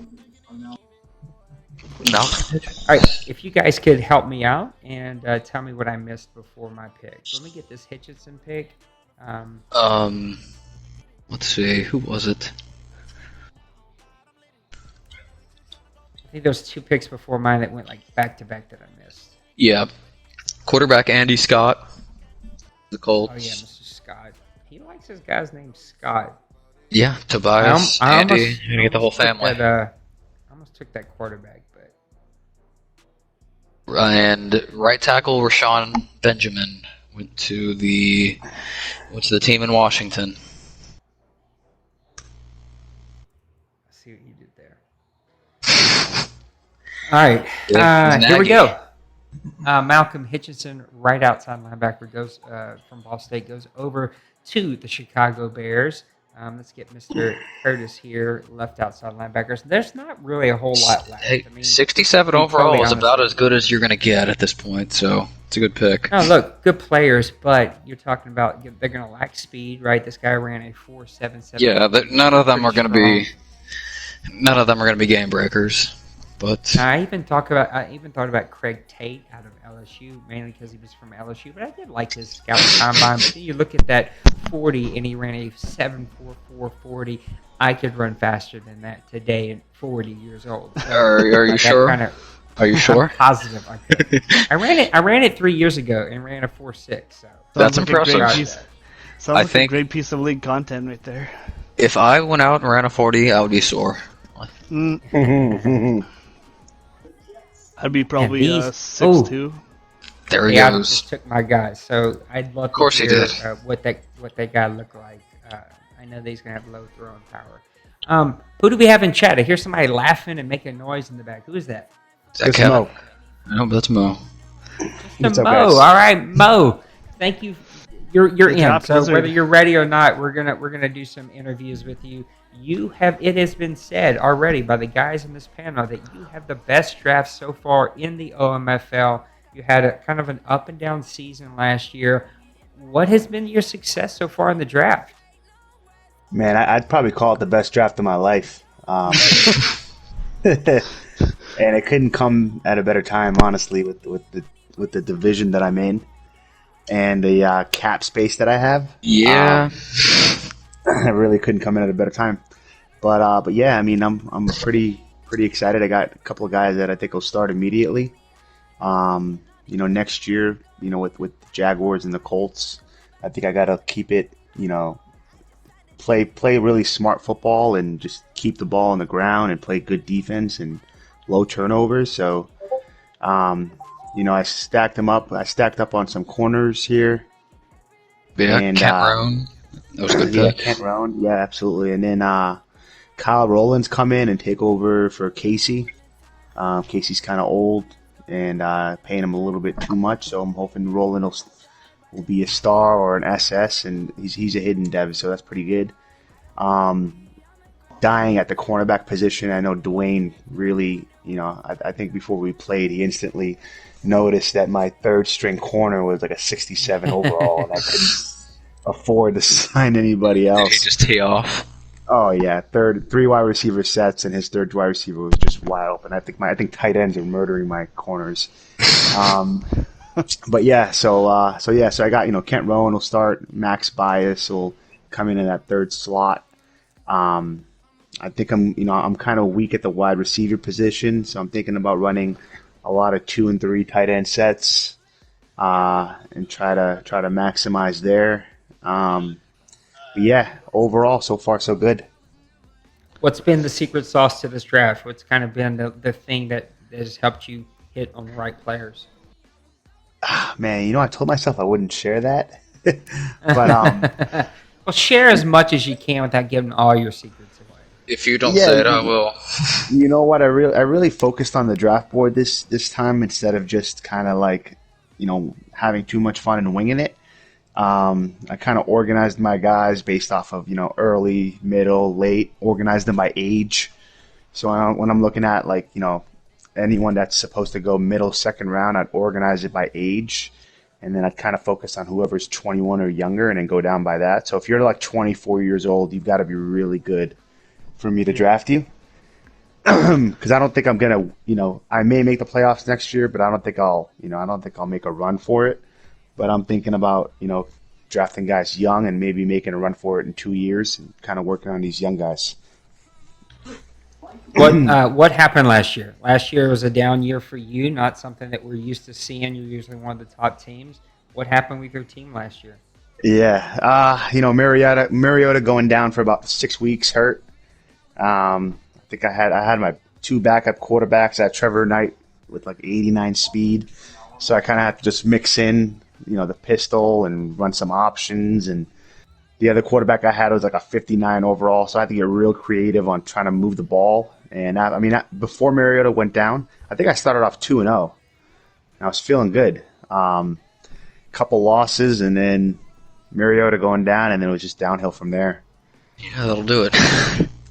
Yeah, especially with the amount of money I paid him. I mean, he's got to really step up. It's a lot of money that I paid him, and it kind of put me in a bad situation. But I really value him, and with what he can do on the ground, and his passing game, I'm surprised. I don't understand how he's 81 overall. I think all of his passing capabilities are like 85, 87, 89, or 90 or up. I think he should be like an 86 overall quarterback, but that 81 overall doesn't tell the whole story. But I really value him. I got to learn how to use his legs a little bit more into getting out of the pocket and getting some yards. I think Dwayne does a really good job with just working it, not really abusing it, but being able to just see man coverage and gaining like 6, 7, 8 yards. So I got to really focus on that and really maximize on Mariota and making sure he doesn't get hurt. Talk about investing in Mariota. You put a lot of money in him, almost like that instant buyer's remorse. What do you say to teams out there that are investing in the quarterback? Was it worth it? Do you have to come up with another plan? What is kind of your perspective of that now that you've done it? Yeah, now that I've drafted so well, I can say that it's okay. If I didn't draft this well, I think it'll still be a pain in my ass. I couldn't even really. I didn't even waste my time in free agency. I had like $1 million. I couldn't really do anything in free agency. So, I think if you've got your key guys at the right position, you can pay your quarterback the amount of money that I did. I've got the D line. My run stopping game is locked in. I got Jackson on that contract. Been able to by releasing Corey Davis and franchise tagging him. I think my key pieces are pretty much in. So I think you can pay, but you got to make sure you maximize on him. You can't really pay a quarterback this amount of money and then run the ball all game. He's got to be a difference maker. What is the plan going into season 88? You've drafted really well. You've made some investments. You feel like you've got the right team starting to come together. Now, you said you don't think that you'll push for an OMFL Bowl, but what are the expectations going into season 88? Looking at my division, it's not going to be easy. I think if we keep turnovers down, we'll be able to compete. I think the two corners that we did draft, Rowan and Bias, are going to make an immediate impact. I think if we can slow down the passing game, guys can't really maximize on my third string corner anymore. I've got some speed there. So I think the defense is looking pretty good. I have an aging O-line. Toby Lentz will be able to start immediately, and then we can work that run game. Brito was a monster last year. I don't think a lot of guys were able to really stop him. I think we can definitely make a run for it. If I have the right matchups, I might be able to make it to the OMFL Bowl. My only 2 appearances, I was 8-8 both years. So, I think I'm always going to be able to compete as long as everyone's healthy. All right, we're at pick number 8 here in the 5th round. How your pick's coming up? So last question from me: how are you going to finish out this draft, and what are you finishing to do as we move into season 88? I'm really going to look to draft the best guy possible here. Not really look for any guy that I'm. So, who's your best That I guy need. possible right now? It's either going to be Craig Tate or Julian Barron, which is kind of perfect. I need an outside. I need some depth in my pass rushing. I think I have Winston is his name. He's not really good, but for some reason he gets the job done. Winston, yeah, 71 overall outside pass rusher. Yeah, he gets the job done, but yeah, I think it's going to be Craig Tate here or Julian Barron. I think I'm going to go with Julian Barron. Guys, what questions do you have for Mo before we let him out of here? Is Breda gonna win MVP just in the return game or next season, or because that guy's Man. the freakiest returner that I've seen? Yeah, I mean, I'm going to tell you right now, I'm going to get the ball to him any way I can, whether it's in the pass game or in the ground game. So if he wins MVP, I think I'm going to have a good season. Yeah. Did you bring over a defensive tackle for your import? Yeah, Jabari Thurman, the dude's a beast. Yeah. Most underrated defensive tackle, defensive player in the AFC that's never talked about. That guy is a stud that is just wreaking havoc on offenses right up the middle. Yeah, I think some people think that I'm cheating some type of way or something because, I mean, it almost feels like I'm blitzing every play because he just gets out of every single block and then he just lays you out with a hit stick every time. It's kind of crazy. All right, here we go, guys. All right, Mo. Good luck on your pick. Thanks for coming and joining us, and good luck in season 88, buddy. All right, thanks, guys. All right, there you have it, Mo of the Tennessee Titans, and he takes Mr. Barron. Are you still around? Yes. Let's go ahead and hear about Mr. Barron since you're still here. Yeah, he's a hidden dev. Oh, nice. God. And good I overall told too you. for I- 5th round. What did I say? What did I say earlier? He opened the door. There's a freaking hidden dev behind it. He cannot do anything I was wrong hoping this Barron draft. would fall a couple more picks, but what was kind of Barron's some of his attributes? Yeah, he's got so he hidden dev, obviously. Yeah, he's 81 speed, 79 acceleration. He's not the fastest guy in the world. 76 block shed, pretty solid. Nice. 77 power moves. Oh wow. He's a power rusher. Yeah, I mean, I think he'll be the kind of guy that'll be rushing the quarterback every play. I don't think I'm gonna let him go out and play zone. 47 zone coverage. 72 strength, so I think he's definitely workable. He could potentially start. Do you run a 3-4 or 4-3? I run a 3-4. Okay, there you go. Well, he can definitely fit in a 3-4. Well, if you need a hidden dev guy, go and talk to our boy Mo, because he'll be able to help you find one here in these late innings. He shits hit devs. Well, Mo, thank you again for coming and spending some time with us, man. Absolutely, anytime. All right, there you have it, Mr. Mo, just finding all kinds of hidden dev trait dudes just on trees out here. Mr. Craig Tate, he goes over to a team who I missed, and then Salim Hughes. Let's see what we got of Mr. Hughes. He was definitely, that linebacker was definitely a guy that I was hoping was going to fall just a little bit more, but man, at some point you wonder how much luckier can somebody get. But he's making And the then right they picks just here. keep. Then it just keeps happening. All right, Denver Broncos, Philadelphia Eagles, New York Giants, my Saints, the Baltimore Ravens, Dallas Cowboys, and Colts. As we start to get past the halfway mark here in the 5th round, and we're going to be wrapped up here pretty soon. Give me your top 3 guys, both of you that are left on your board. My board. Give me a minute to. I got Walt Brigg. Now, he's not going to be a speedy player. He'll be kind of like a pass rushing speed rusher in a 3-4, probably in that like high 70s, low 80s. I think he's one of my top guys. Jackie Lawson, a wide receiver out of Montana. I think he's still a pretty decent player. And then wide receiver Deion Nixon out of Middle Tennessee State. I think he's a good player that's left. Yeah, it's just Nixon's on mine too. I got a couple of receivers actually. Jackie Lawson's on there too. A couple I scout a lot of receivers, and there's a couple good ones still out there. As far as athletics go, I don't think they're going to be like day one starters, but they'll be fast enough to develop into a spot within the next season or two. Yeah, my board had a lot of the same, so I'll throw something different. But let's see, there was right in Mark McCullers. He's weak, but I think that the speed kind of makes me intrigued as like a 7th round dart throw if he's there.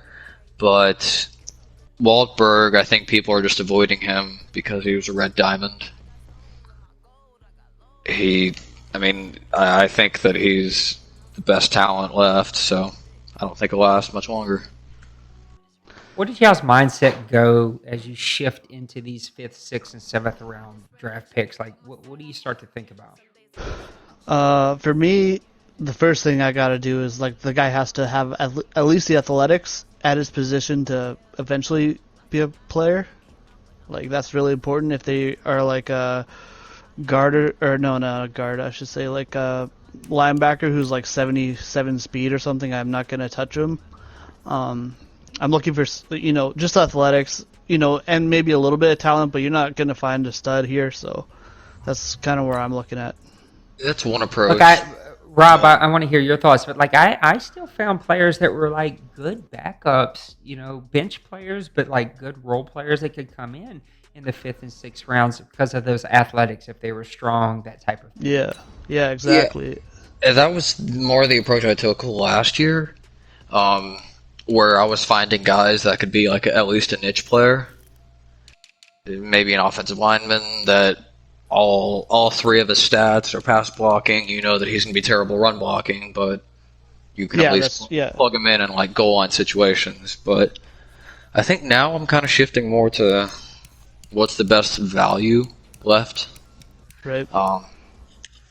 Because I think this may be a byproduct from years or Madden's past, but guys tend to avoid the red diamonds like the plague. And they're just not like it. They're not the kiss of death like that they were. So you can find a lot of those guys that may have been like 2nd round projected, but late 4th talent, and they're still there in the 5th and 6th rounds because guys just won't pick them. Yep, and I have a few guys. I have a few guys still on my board that they're question marks, but they still have good of those 3 attributes that they show. They're still good, but there's just something. Whatever, it's probably awareness or athletics or something. Yeah, there's something really like play rec, something like that is killing them. And but they're on my board still, and it's like, well, maybe you got you someone can still there find a use. Yeah, I think I got a few of those guys still. So. All right, I'm about to just start letting you guys make my picks here. I don't know what to do here. Whatever guy you're hovering on right now, just pick him. I got. You want a quarterback? No, I got one. I had a quarterback and passed up on him. Did we ever hear from what he looked like? I've never seen a picture of that guy. I really don't know what to do here. I was trying to. I had a couple of players already ready to go, and then evidently they've been picked, and I just missed them. Yeah, I don't know. I think there's still, through my scouting, there's still one quarterback that could go that's going to be good. Let's see. There was a guy that had my eye on a quarterback. Where's he at? Logan Ambrose. That would be my Ambrose. That's my guy too. If I had to go QB here, it would be him. Yeah? What the hell? Let's do it. He's slow, right here. Like not a good athlete. Yeah, he's a statue. But he can throw the ball. Let's see what he looks like. Normal Devo. 60 overall. What a stud. He looks like Andrew Luck. 87 throwing power. 75 accuracy deep. 78 medium. 65 short. So everything outside of short is pretty good for a rookie. Yeah. And like what we were talking about earlier, he was a throw power, and Yeah. you get Yeah, 87. you're not gonna get. Yeah, you're not gonna get anything better than that at this point. You got to be A plus, and they'll be 90. Yeah. I actually didn't know what to do, and I felt like I was taking way too long, so I passed and let you guys make my pick. Next one, I'll try to do better. I had like 3 guys ready to go, and then I realized that all 3 were already gone. I just missed them. So, Hate it when that happens. anybody else on with us? I think I seen Kevin in here earlier. I seen Cooley was in here a little earlier. I'm not sure who else might be in here, but if anybody else is in here or wants to come and join us, we'd love to do an interview and talk about your draft so far. As you can hear my son's dog barking in the background. Joe Ferguson, middle linebacker, going over to. Why did I do that? I'll jump in for Going a over second. to the Baltimore Ravens. There we go, Mr. Cooley. Now, Cooley, you and I were talking about your draft earlier. Cooley of the TFL and the Tampa Bay Buccaneers here in the OMFL. So he and I play a lot of PUBG and get to face each other twice a year. Now, you haven't been too happy with your draft so far, but have things turned the corner since we've kind of moved into the 2nd, 3rd, 4th, 5th rounds? Not really. not been the greatest. Talk about your draft. Tell us what were your needs coming in, how's it went, and kind of what are you thinking as we wrap things up here in the late 5th round? I mean, coming in, I was really just wanting to take the best player available. I knew I needed defense. Probably, the guy I drafted first was a free safety. He's going to come in. He's really fast. He's strong too. Has high hit power. So he's gonna start either at safety or cornerback for sure. That guy's a stud. Like that guy's an immediate stud, like OMFL Hall of Fame material, like out the box. I mean, that guy's gonna be a player for you. He's 6'2", 208 pounds, and he's got like 92 speed and 93 acceleration, 82 hit power. So he's fast and good. So he'll definitely play. And then I needed a little bit of depth on the offensive line and defensive line, and so I took those. And then the rest is really, just trying to see if I could hit on somebody. You guys were talking about, I took a halfback when the other halfback had been fallen, the first round projected guy. Can't remember his name now. But I think my guy was projected in the 5th round, but he was faster and stronger. So I took him because I've got Ronald Jones as my starting running back, and he's fast. He's like a 94 speed, so I kind of needed more of a power back. So that's why I took him, because he was faster than the elusive back, and he was stronger. So that's kind of why I took him. I'm not, I didn't need, my team's not great by any stretch of the imagination, but I have solid players at most positions. I knew probably my first round pick would be the only one that really got that was going to start. Well, talk about last year. What happened? Where'd the wheels kind of fall off for Tampa Bay, and what did you need going into the offseason? Well, the wheels kind of fell off when I went to New York, and I didn't play 2 or 3 games, and I lost those. And that kind of just went to the kind of just started us in a downward spiral. But really the big problem with Tampa is I didn't get any pass rush. I run a 3-4 there. This is really my first time ever running 3-4. So I'm trying to figure it out. But this off season I spent a lot of money on a superstar X Factor defensive end, hoping that he might get some pressure. Did you hit Calais Campbell? I did. You did. And I'm very nervous about it. I have some good outside linebackers that can rush, including my import that I brought over. But they just really, I think my middle linebackers probably had as many sacks as those outside linebackers, and that shouldn't really be happening in 3-4. So really what I needed was some pass rush, because my secondary just got eaten up with no, because they just have to defend for seconds and seconds and seconds because there's no pass rush pressure. So if we could change that around, the offense has been pretty good. Jameis is not the best quarterback, but I can throw. He does what I need him to do. He's got high throw power, and he can fit balls where I need it. I've got a good tight end and good receivers. I've upgraded the offensive line. The run game's been pretty decent. So I'm not too worried about the offense. It's the defense. If I can just limit. The first year I didn't have very many interceptions with Jameis. The second year after he signed his big contract, he threw a bunch. So hopefully he'll come back to not turning it over, and we might be able to compete if he doesn't turn it over. We can score points. It's just if we can keep anybody from scoring on us. What are those expectations as you move into season 88? You got the Atlanta Falcons there. You and I have had a back and forth rivalry. You got Big Hurt that's now came and joined us with the Carolina Panthers. What are those reasonable expectations for season 88? That's a pretty good question. I don't know who else is on our schedule, but I mean, I can pretty much count 2 losses for sure to D money. Don't even have to say. And then I think we all can. I usually am going to split with, I hope to split with the Saints.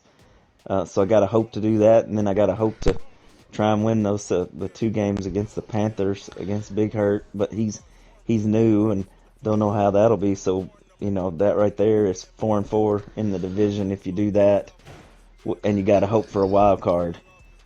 Yeah, I got some bad news. You play in the AFC East, so that's one more loss against the Patriots. But oh, I thought you were the coach of the Patriots. Did you change teams? Nope, it's me and Tom Brady. Well, I'm not too worried controlling about that offense. Yeah. Is Tom Brady still over there? No, That's he retired. Oh, I was about to say, Jesus. Getting ready to say, Calais Campbell may end his life. Forever. That's right. Not just his career. But no, there goes Walt Burger. East, so that'll be tough with them. The Bills have been pretty good over there. The Jets and the Dolphins both look really good. Yeah, so it's probably a tough thing. I joke that 8-8 would probably be good. Went 7-9 last year. If I'm not out of town, I might get close to a wild card.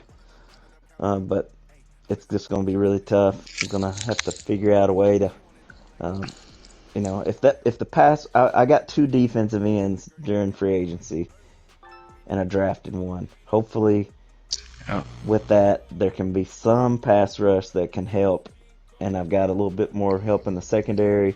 My linebackers are good, so it all starts, I think, really with pass rush, and that's why I went out and spent so much money on Campbell. I knew I just had to have him if there was a chance to get an impact guy, even if he may just be 1 year.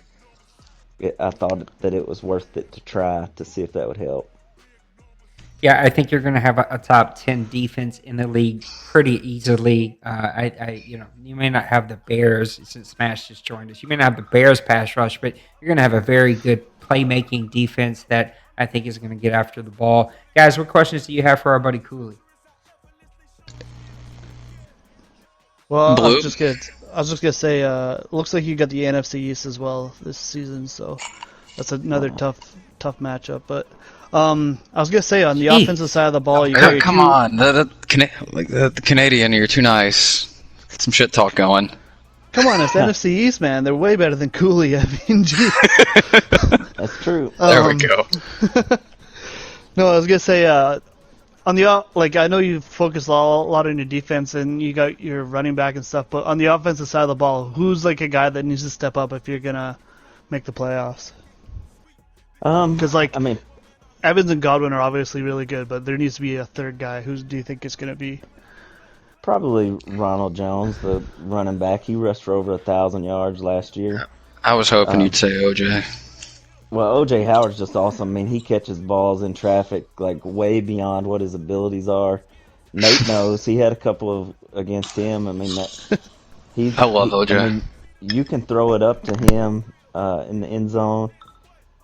He just makes plays. He's gonna come down with it.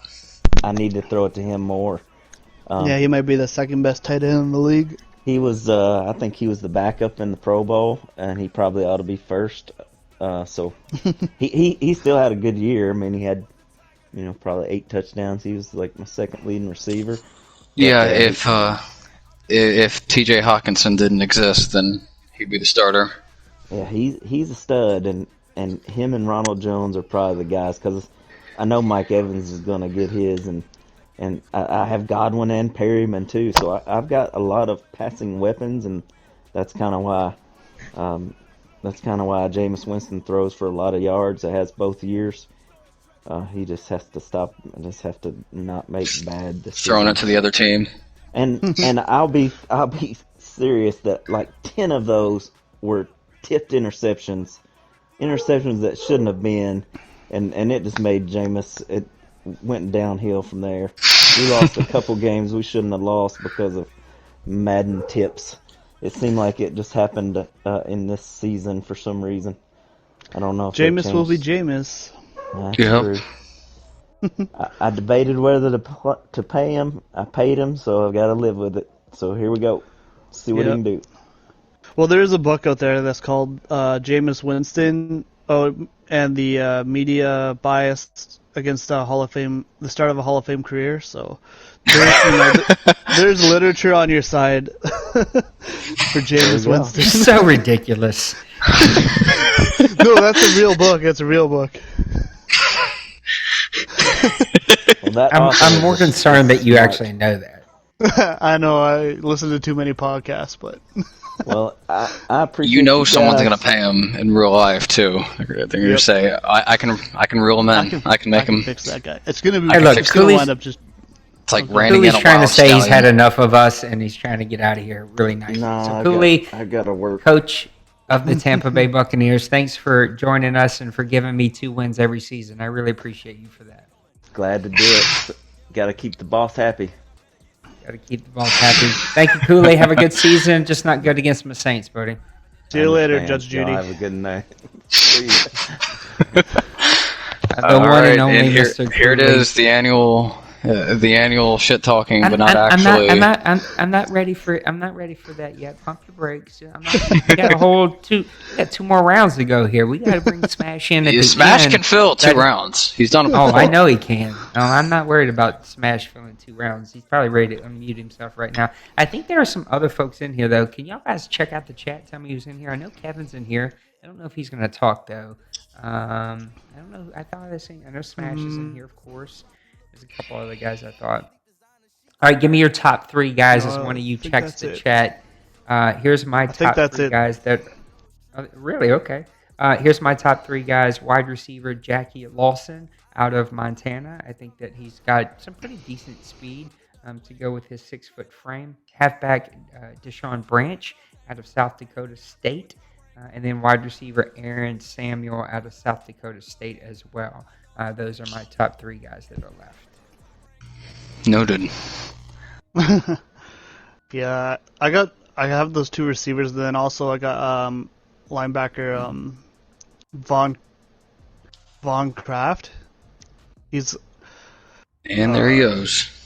There goes one of those guys, Mr. Lawson, going over to the Detroit Lions. You know 00's listening.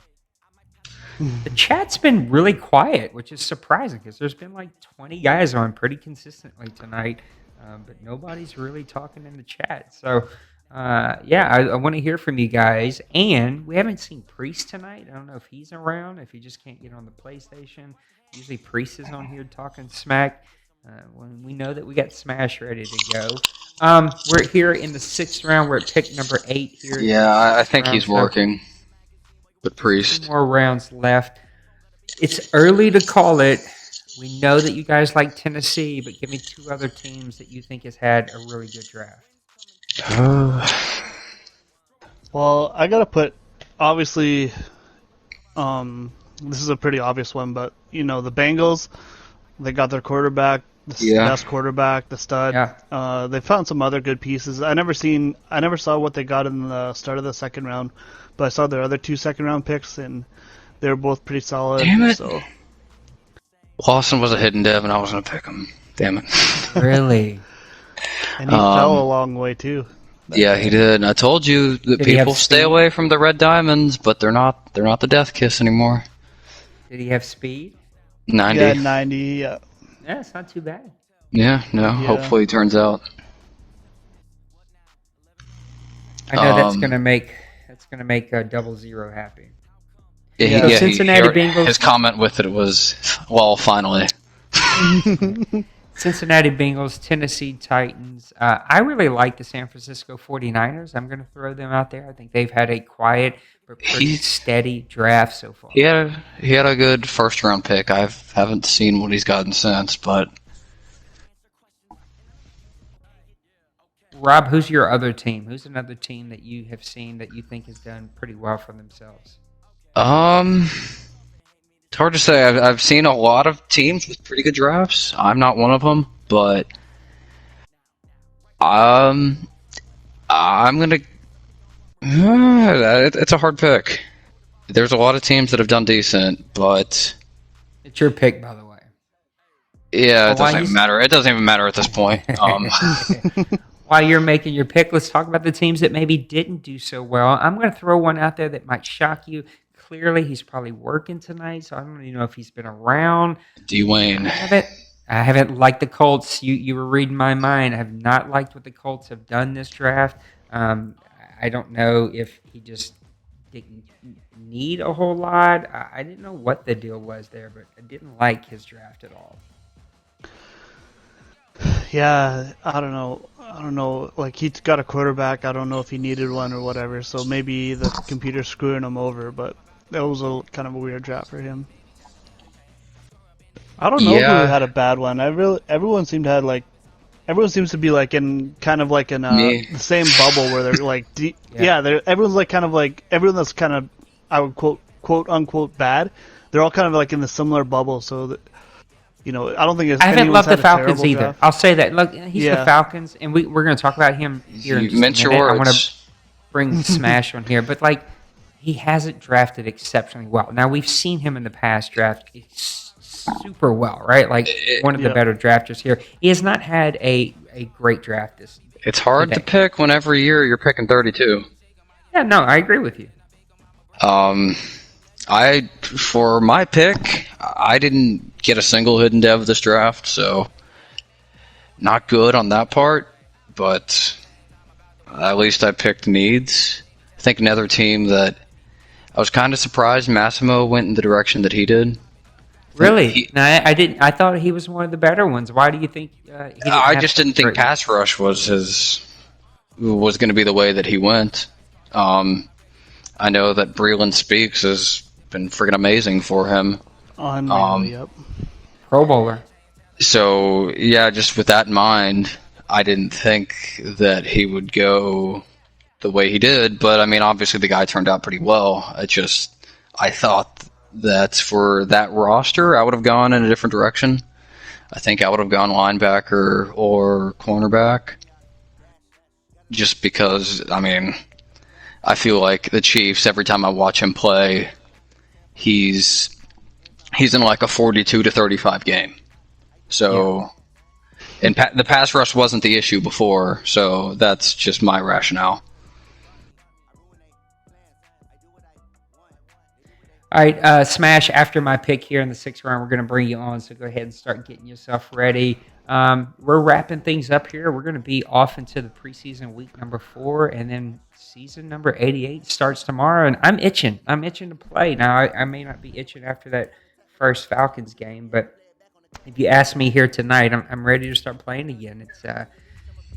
It's been a good off season. It's been a whole lot of fun. I think after we talk about, so I've got 2 picks, then we'll bring Smash on, and then I want to talk about the Falcons. I want to talk about as we wrap up the draft show here, like, will anybody be able to take out the Falcons? And then Double Null joined us, so maybe Double Null will do a little interview. But I want you guys to think about, like, can people dethrone the 4-time back-to-back champion Atlanta Falcons? No. And what teams do you think can do it? So don't give it away just yet, Rob. Hold on to it a little bit longer here. I got 2 picks back-to-back. We'll bring on Smash, and then we'll bring on 00 right after him. I'm sure they'll have Wait, some can we things to get say to some? each other. Yeah, I was gonna say, can we get some questions with them both involved?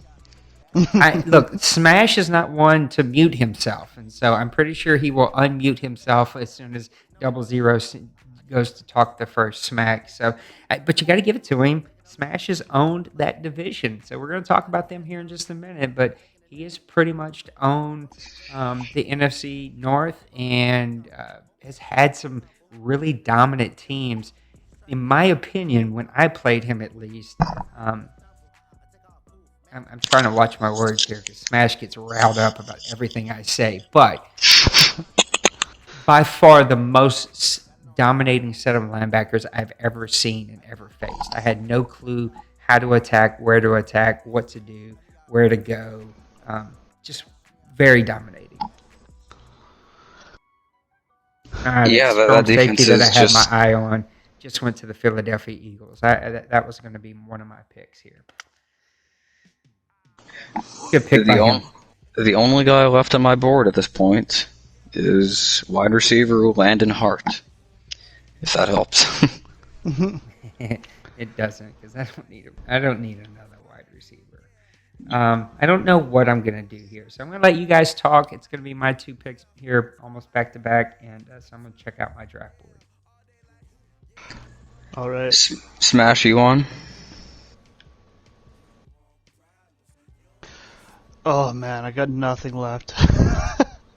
Yeah, I'm scraping the bottom of the barrel here. Yeah, I was just looking because I saw my logo show up there, but yeah, My year is that's done. Seymour's 62 overall. I hear Smash trying to talk, but it sounds like he's 3 miles away. So. Oh, there he What's is. up, guys? Yeah, I I, think just maybe, I had my headphones turned on the wrong way. That'll happen. Yeah, the Eagles took the guy I wanted to, so hey, Yeah. thank you. You won a lot of guys from the way you've been DMing me this draft, so. Yeah, I mean, well, we had that first round, merry-go-round, so. Yeah. Yeah, for sure. Now, you guys brought him on. You got to talk to him. Smash. Rob. What? So, you've seen a lot of your division pick very highly these last Yeah. couple drafts. Yeah, I'm not gonna start talk smack. No. You know where this goes. You know where this goes. Yeah. Like I said, I'm talking smack. I just speak facts, man. Facts. But just Facts are the facts. Let me finish my question. You've seen a lot of the rest of the NFC North has been at the top of drafts basically every year. Do you see that continuing? No, I do not. I mean, like I said, I got the worst offense. That's why I went offense this draft. And, of course I got the best defense, but some of the guys can't get out their own way. I'm just saying. Priest got that new toy. Priest got that new toy. He's going to force feed that guy. And he's probably going to cry. He's probably going to cry. He's probably going to cry and give me maybe 3 or 4. But dude, if you keep running a post route with that guy, I know what you're gonna do. Come on, I'm just gonna go single high, whether it be cover 1 or cover 3, and just edge him over there. Goodness. Do you think that we're gonna see the season 85 DK Metcalf force feed?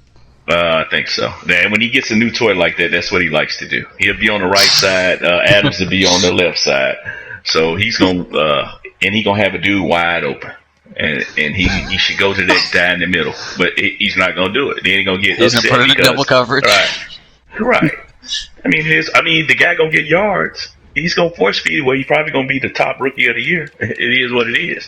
But I think if he doesn't do that and play the game, because he started off 3-0, and I was 0-3. So, and I didn't think I had a chance to win the division until I made a couple of trades, which I gave away my 2 best offensive players just so I could get some picks. Yeah, you sent out Allen Robinson and Tariq Cohen, right? Right. How did that turn out? Who did you end up grabbing with those picks? See, who did I end up grabbing? Like I said, I went total offense because Because I that remember was there was a need. point in the first round where it was you and Bloop going back to back, back to back. Right. I think I Yep. took that. Who did I take? I think I took Jordan Beckett. I think, if I'm not mistaken. Yeah, I think I took that right tackle. If I'm not mistaken, I Yeah, I did. think you're Yeah, right. I took the right tackle. Then I needed. I got rid of my little small, speedy wide receiver, and I took Roland Ross, who's a hidden dev, probably a star, superstar. I don't know what's that one hand up or one arm up. I think it's this. I think they patched that now, so there's Yeah. not. So you really don't It's know, not a right? tell. Yeah, it's Right. not a tell anymore. Right. And So I think I got another hidden dev, and I got the Heisman Trophy winning halfback. yeah, So I wanted him. now How did he turn out? he's pretty good. 93, 92, my fastest Was he running back. normal or hidden? He's hidden. He's hidden too. So wait a minute, I think I got about 2 or 3 hidden players. I got 3 hidden players. I got Trey Jordan, the quarterback.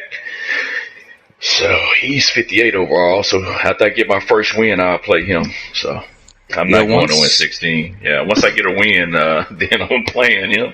I'm not going to win 16. I'm not tanking either, but I need a win first before I can just justify playing him. But yeah, once it got to be about the second pick of the 20th round, and I saw him still there, I was like, if he somehow makes it back to me. Yeah, I was listening. I said, nah, because there was another guy I wanted to go with, but I said, nah, I got to go with him. I actually wanted to get a corner. But like you guys were saying, this is not Madden 19. C plus is not going to be like low 80s. It's going to be like probably low 70s. So, Yep. because I took an outside linebacker that was all B minus. I just had him just so I can, if one of my outside linebackers go down, I could play him. So everything he had was B minus, and I want to say all his skill sets that were B minus were in the low 70s. So I can pick up a fast corner later that's a C plus, especially if they're young, 21 years old. C plus, I'll take that. So. And Nate, I think we can actually skip Brady. All He's right. not on line end game. Yeah, so I got one defensive player, the rest offense. And I got a pick coming up, and I don't know who I'm gonna pick. Yeah, here we go. Oh. We'll let you Let pick you that, make and your then pick, I yeah. got some questions for you. Talk about Chad Reed. I was looking at a couple of middle linebackers. Anything to get excited about? Some potential? Yeah, this guy. Okay, this guy's weird. Like he's Slow. ratings. Well, he's not very fast, but his ratings changed late somewhere, and I just noticed it while I was looking for someone to add to my board. He has 85 hit power suddenly. Nice. 79 tackling. He's not Yeah, great. he- Anything else? 79 speed. Was he the one that had it was B plus, A minus? Yeah. So So I figured I'd take a shot. I will at him. say that I this is not a hidden thing, but I do go through and just randomly select like 3 or 4 late round guys and give like a little attribute boost to make them like a potential guy that is like a sleeper. So he was probably definitely gotcha. one of them. Yeah. So that's probably why you got that big hit power. If you look, you probably even have hit stick with him or whatever it's called. Yeah, it doesn't say all their traits in the draft, but yeah, I bet you he does. Smash! I want to talk about that tackle that you took just now because he was like one of those guys I almost took. I was kind of torn between him. How did he end up looking? Not too good. He's going to be, like I said, I just like to have good backups. I mean, I think he's probably a good backup, but, he's not going to start. The guy I took is going to start. Let me see if I can find him right quick. 59 overall, 89, 83 strength, 71 pass block, and 55 run block. Most of those guys that's going to have pass protector, run protector, going to be slided to one side or not. So that's why I took the guy I took in the first round, because actually he had run block and pass block, so it was even. So normal to available. Yeah, go ahead.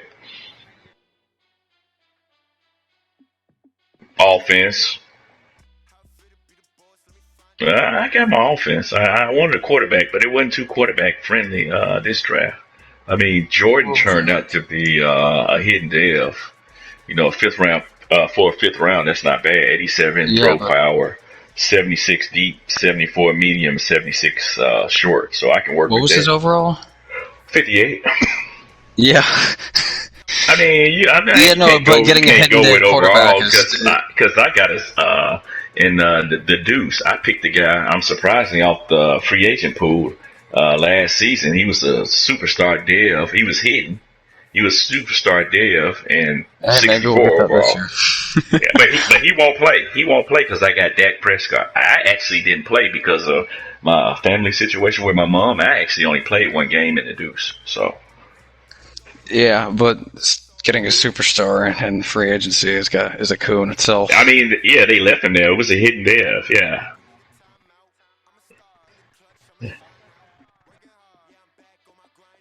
Because he didn't want to sign, and Dawson, damn you, Dawson. I was gonna try to sign him for 12 mil, and I didn't know why would Dawson even go with him when he had Jimmy G? Now, I had the same thought process, but I didn't think anybody was gonna take Jimmy G. Nobody's gonna probably take him off his hands, and I can't see it.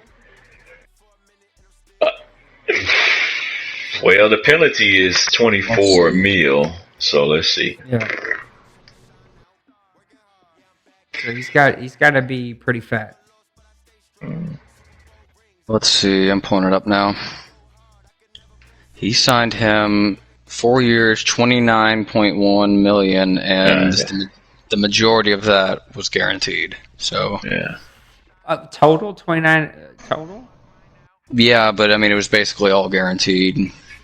Not terrible. Well, I was just 30 mil.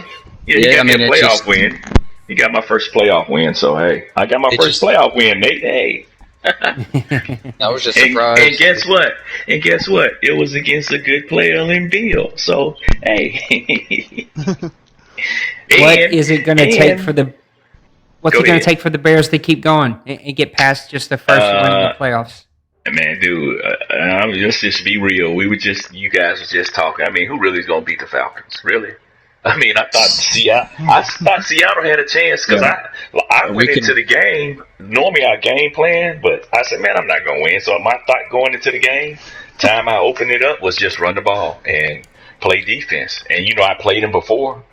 I mean, I held him. I mean, the game was like 2-0 at late into the second quarter. I just couldn't get any offense. Yeah, 2-0 late in the second quarter. When D-Money's on, you just gotta take what you can get and hope that he presses the wrong buttons because... Man, to be honest, he got a guy. I mean, last year he could be beat. But this year, I mean, he's unbeatable when you got cornerbacks running your wide receiver routes. Yeah. And then when you can just throw the ball up to Julio. I mean, that's just you got two X-Factor guys going against Julio, and Julio still catches it. He is also immensely talented himself. So man, look, like I told y'all, I don't hold nobody's Johnson. And anybody here can be beat. The top players can be beat. I'm not good on offense, and that's nothing like against D-Money. But he's good. But this team that he got now is his best team that he has since he's been here, because Julio is just unstoppable. Yes, to be honest with you, I mean, you can do anything and everything. You cannot stop Julio Jones. So you just hope he breaks a leg and be out half of the season, or maybe he'll tank again this season. I mean, take nothing away from the guy. He's good. I'll be honest with you, he's good. But the formula that I had, it probably won't work every time. But I thought the Colts and the Seahawks, because actually I was talking to the Seahawks about it. But he was like, man, your defense is better than mine. But your offense and your offensive mind is better than mine. So I thought he had a chance. But if you can't adjust with D-Money, and then sometimes it don't even help because, like I said, those cornerbacks just ridiculous. Yep.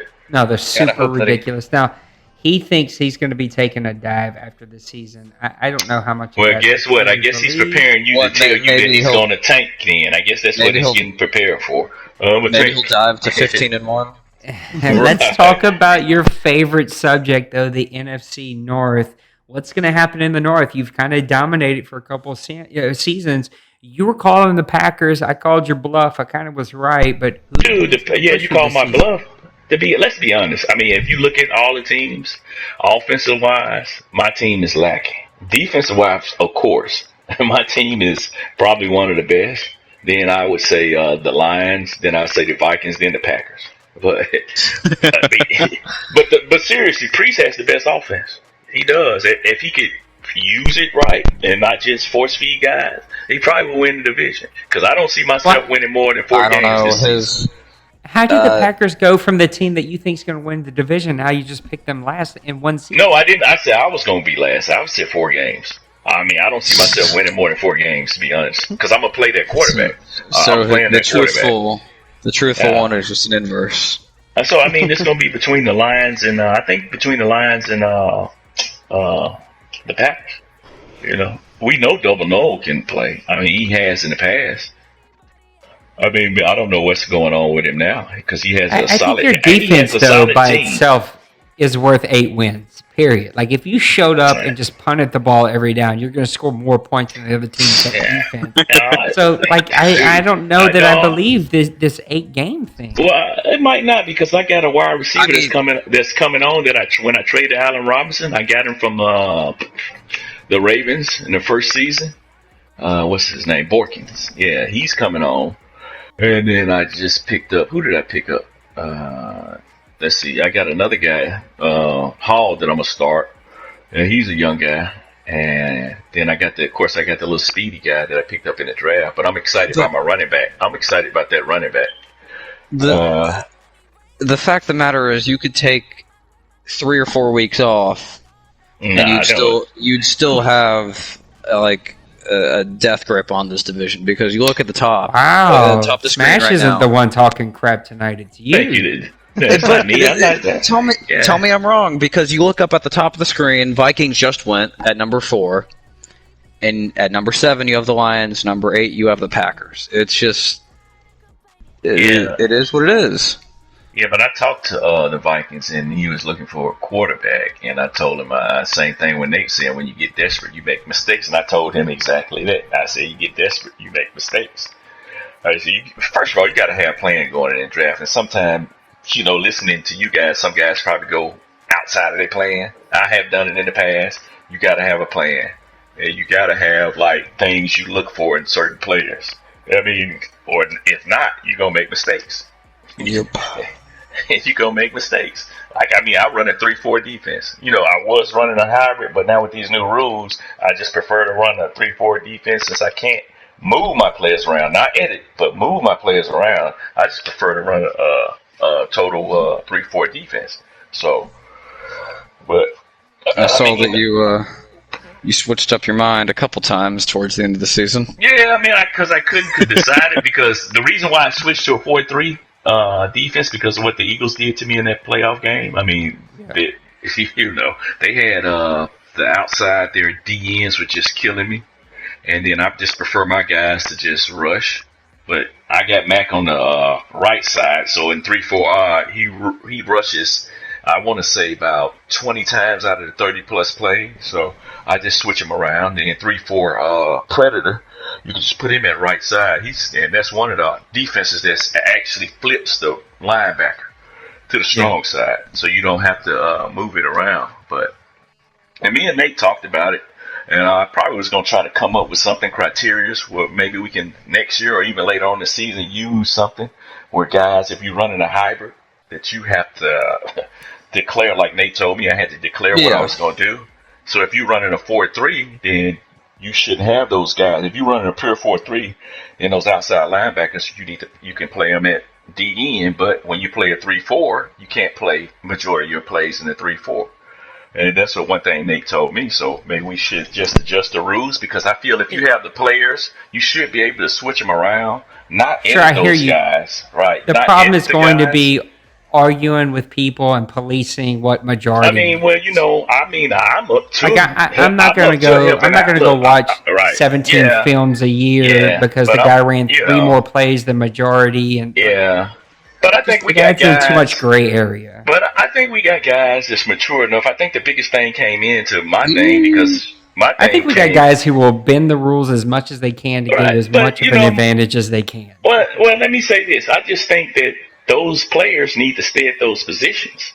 You shouldn't have outside linebacker switch a DN to an outside linebacker just to get XP, and that's what I saw. You No, and that's then you 100% was the problem. well, that's what I saw for one that I turned in. The guy switched up to DN. I mean, switched his DNs to outside linebacker, and getting and then put them at DN and running a 4-3. And then all year because I went and looked. I went all the way and looked to how he was training them, and all the training was the package for the linebackers and DBs. So I was like, no, that's not fair. And then you run It's not 4-3. only training; it's also the contract situation, right? Because guys are able to save money. Yeah. But I mean, well, the rules are rules now. So, but I was just thinking that like. TFL has, you have criteria for certain players. I mean, if you don't stick to it, we supposed to be FPR. If we FPR, we just probably need to lower the hammer down on some of these guys that's not going to play by the rules. I mean, I know you don't like to do that, but, if everybody else, we shouldn't punish everybody else for a couple of guys. That's just my thing. I mean, if we got these rules set in place and people say, oh, I love it here, then play by the rules. If everybody else does, then you should. I agree. I think that the argument is going to be that real NFL teams don't run a full mixture of 3-4 and 4-3. Right. That's what, like you told me, that you really need to stick to that. Right. They don't. They really don't.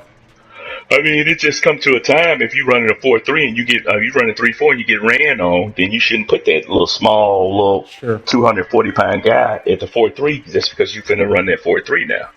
But I want to talk about your team before you get out of here. How is the cap situation with that defense? I mean, you got two linebackers that make the Pro Bowl every single year. You have a stud defense. So, how's the cap looking and the future looking for the Chicago Bears? Like me and Outlaw Bears fan, he didn't want the Bears because, oh man, you only got one draft pick. I told him I had a plan going into this whole cycle, and I followed my plan. Got rid of some guys, traded some guys away to get my cap space. Some guys I didn't want to get rid of, but it is what it is. I traded more than I wanted to, but I had to. I had to come outside my comfort zone to get that cap space under control. And, like I might trade Jackson. What's the rule on trading tag players? You can trade tag players, correct? Yeah. Yeah. So he might be gone, because actually he hadn't done anything. I hadn't got the interception, but I guess guys are going away from him. So if anybody want Eddie Jackson, call me with some good deals. I'll take a pick and a player in return, a decent safety in return. A decent safety don't mean a 30-year-old safety. So give me a real prediction for the Chicago Bears in season 88. Seriously. Don't give me this 4-win crap. Give me a real prediction. Okay, well let me ask you a question before I answer that. So you think the quarterback that I picked is gonna win me 8 games? You're not using him, are you? I'm gonna use him. I said I would use him after I get my first win because I'm not going 0-16. I refuse to go 0-16. I think that you have a great running game. I think you stick to your game plan. I think you have a spectacular defense, and you play in a weaker division. And so I think you're going to win minimum 8 games. But see, you know what? Then only thing I have now. I'm gonna say this. Now, we have this all 22, correct? And I feel kind of slighted. I think I put together a good 3-4 defense now. I trust me, I have guys come to me. I've went to guys, but I have guys come to me on how you run the 3-4. I sent stuff to guys to show them what I found on the internet, how you run, when you could run the 3-4. I don't get no love. Hey, Smash, come on and talk about your 3-4 defense. I don't get it. I got the top 10 defense. Yeah. And you know what? I take a slight at that. Because you have praised Priest and you praised Double O in the past, and we know Crazy is your favorite in here because you root for him. I root for him too. I want Crazy to compete. No, not just the division, but you. No, I'm saying you slight my division. You're not slighting me. You slight the division. I mean, come on, those guys. I mean, Double No. This is like Dabo Swinney saying people don't want like Clemson in the playoff. Yeah, who is that? Rob? I want Rob to come over. And Dawson, he said he wanted to come over to the division. Rob, you got a hell of a climb. I'm rooting for you over there. I want to see you give Seahawks some hell. So, yeah, we'll see about that. Yeah, but he has to draft offense line. He has the offense. He just needs to. Yeah. Yeah, I watched some of his games. I mean, he would frustrate me with some of those plays he run. I know that. So, but I'm sorry I didn't give you what you guys wanted. I wasn't talking smack this go round. So, there's still time. Only way I talk smack if Double No or somebody say something crazy. And Double No, I don't talk crap. It's just facts, baby. Straight facts. Here it is. I'm gonna mute myself.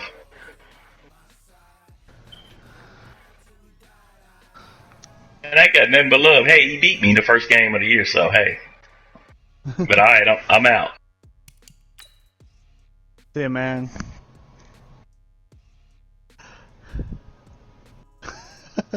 He is always an entertaining interview. The best. He's always going to be fun.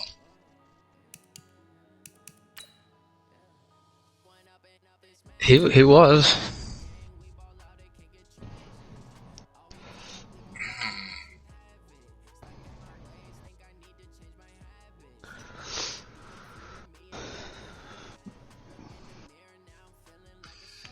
Yeah. Come on. I don't know. Yeah, I guess. So, Rob, how's your offensive line draft going? Did you pick anything else? I made one pick. One pick that wasn't offensive line. It was a cornerback. Nothing to write home about. Double DBL says that he's trying, so I'm guessing that he has mic issues. But yeah, I told myself earlier. I said it before. I just committed to offensive line. So yeah, I'm gonna make myself go through it and grind it out, and just bite the bullet one season, train it, and hopefully be done with it from there. Yeah, that's all I can really hope for, eh? Yeah, I mean, it is what it is. Yeah, I love it. Don't.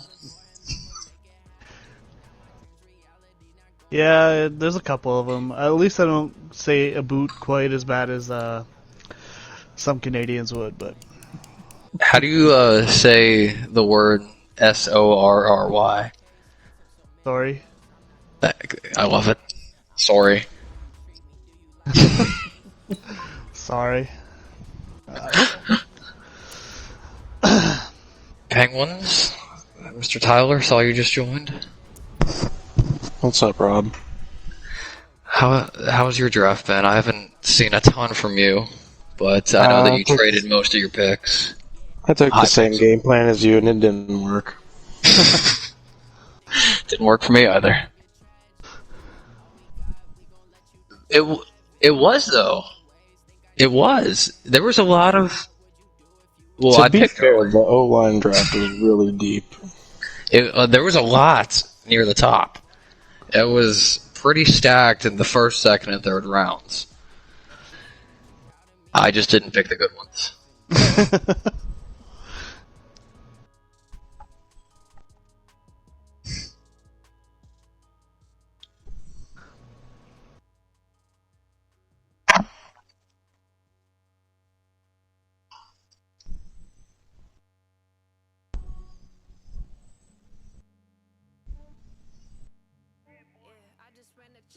I just had to find what was working for me. I had to find my game. I had to find where my comfort zone was this year, and I had to get the personnel in order. At the end of the day, I'm aggressive.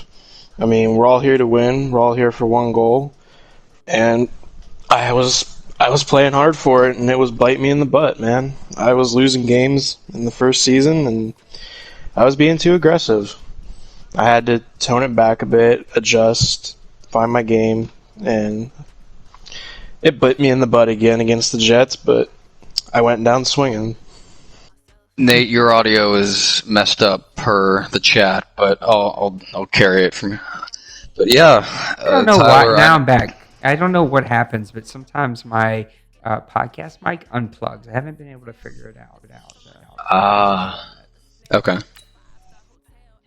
But yeah, Tyler, I know that what was it, like week 6? That was when things started to click for you, and you were a great story to watch after that. All your games were fun to watch. I know that you had a couple comeback wins. What kind of clicked? Like what specifically?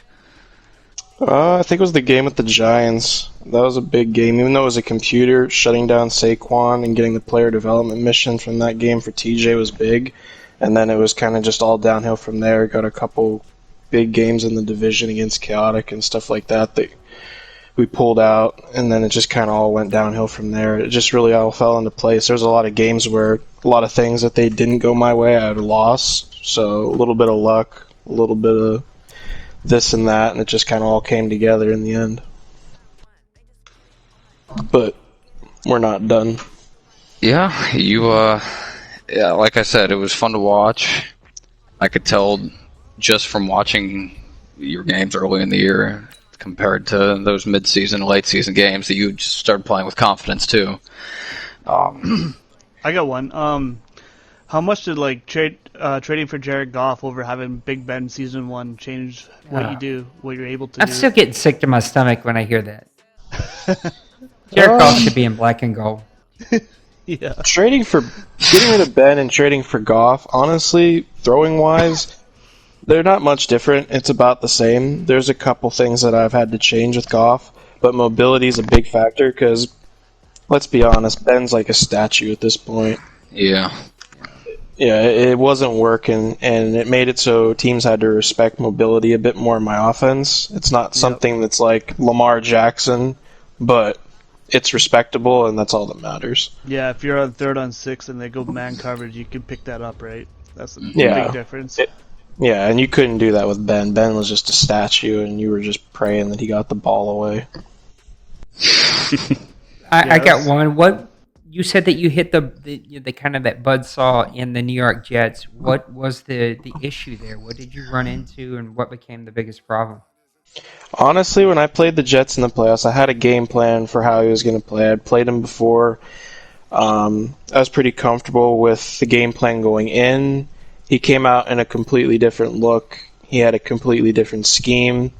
And I really thought my team and my personnel was better than some of his personnel in some areas. And I really thought in some aspects, too, I really respected his run defense. And for some reason, the run was just all downhill against him in that playoff game, and I don't know why. Typically, my run game hadn't been there all season. It was sometimes it would come, sometimes it would go.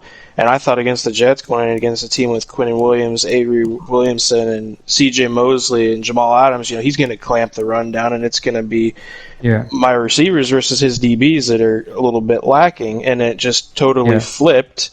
And I should have stayed in the run more against him, but yeah. I was aggressive. I threw the ball on him. I took the bet that my players were better than his in the pass game, and his players came up on the other end. I've just been aggressive all season, and I've been aggressive since I came here, and that's just how I am. Yeah, playing him is rough. It's fair play to him. He played hard. I don't know how Bloop does it twice a year. It wasn't fun for me whenever I did it. You gotta eliminate half the field against a guy like that who's really good at corner, because I think that's the big difference, right? He steals the ball at cornerback. It's frustrating. The cornerback user is frustrating. Yeah, whenever they can bump other routes and really impact more than just one guy, it's difficult. I remember in one of the games we played this season, he picked me off, and I had a guy. I think I ran like a stick route, so I had the guy doing the quick out, and then the guy doing the streak. He was covering the guy on the streak, but as soon as I threw that stick, he was able to break on it, and so made the pick, and but it's tough. Like, so I understand that he'd be a tough game in the playoffs. He's a tough game twice a season, so I understand what Tyler's saying there. Tyler, tell us about what were your plans going into the offseason? What did you need to add or change or maybe even adjust from season 87 moving into the offseason? Well, in season 87, I had a really deep roster. I had talent everywhere. It was really a make or break season, especially the first two for me, actually, because the salary cap in this team and the numbers, it's such a small window to be competitive and to compete. Yeah. So the window was closing very quickly for me last season and in the first season. So this season I had to let some talent go, prioritize things, realign some things, and I had a couple guys retire too. So I had to really, pick and choose where I value things, and I had to make some trades too. What were some of those things? Tell us, what were your plans going into the offseason? What did you know you needed to add or change, and how did it go? Well, I knew I had to get younger at O-line because Ramon Foster retired, and I expected him to either retire or walk, so I lost a guard position there. Villanueva, my left tackle, he was up for a re-sign, but at his age and the way he played last season, I really couldn't justify a $10 million contract with the other contracts I had coming up and the ones already on the books. I just couldn't value committing that much to a guy that's allowing 10-plus sacks a season and is already in his almost mid-30s. It's just not worth it. My tight end, Jared Cook, he had a solid year towards the second half. He did well for me, but he regressed pretty badly, and I couldn't justify that contract either. He regressed badly when I had him, so that's why he was over there. He had a good year. I mean, he really came on towards the second half. He had a couple big plays against Brady before I played the Jets, and he did really well. It's just he wanted too much, and I couldn't handle the regression. What were your plans going into the draft? What do you need to get out of it? Are you happy with your draft? Not happy? I didn't really have any high expectations. I'm not a big drafter. I usually don't have the best luck in the world with it. It's just not usually my thing. Going into it, I didn't have a first-round pick, and going into it, I just was really trying to rebuild the offensive line and pick up a couple young players to work on in the future and really settle into that going forward. I really went all into with Darius Leonard and trading my safety to D. Wayne, so we'll see how that one works out. I know. I didn't Trading a safety to D. Wayne is not a good move. I traded him a 28-year-old safety that's not the fastest thing in the world, so we'll see how he makes it work. We'll see exactly how that works out, but usually it doesn't work out well. Well, what are the expectations? What are your ideas moving into season 88? Your predictions for the Pittsburgh Steelers? We want a bowl. That's what we all play for. We're all here to go after the bowl. Bowl or bust. That's where we're at. Is that your prediction? You think you're going to make it? Well, we're going to try. That's the prediction. Anything less is a failure. What's it going to take to get over the hump then? Well, we got to take care of business in the division. We've already established that and took care of that. We got to take care of that someone again. else takes out Jason. No, I want a rematch with Jason. I want to see him again in the playoffs. I want to run that one back. You might. You won your division, right? Last season, yeah, I won my division. You're gonna get a regular season rematch, so I'm looking forward to it. I want to run that game back with Jason. He gave me a tough game. I made some mistakes, but I've learned from them, and we'll be back. We'll give him a tough game. Good. There's a couple games I'm going to make sure to watch. That's one of them, and Cooley versus Bloop is another. Grudge match. There you have it, Mr. Penguins of the Pittsburgh Steelers, man. I appreciate you making time and hopping on with us. Good luck in season 88. I'm going to be looking forward to we're going to have to make game of the week that Jets-Steelers game then. Yes, sir. For sure. No helmet tossing though. Let's keep that one to a minimum. Let's see what we can do. OMFL There you have it. class. Let's go. There you have it, Mr. Penguins of the Pittsburgh Steelers. Thank you so much, man. 00, I've seen you hop in and hop out. Were you able to get things working? Discord? I guess not. He usually can do Discord with me, but with this new setup, I can't. At least I haven't figured out how to do Discord just yet and get it to where everybody can hear it. So, well, guys, this is it. We're at the end of our draft here. Season 88 draft is over. We're in week 1 of the preseason. What do you guys think? Well, this is going to be an interesting draft. I'm looking forward to seeing how the number 1 overall pick, Mr. Blankenship, turns out. But it was fun to be on the show. Yeah. One winner, one loser. I want one of those from each of you before we get out of here. And then a bold prediction.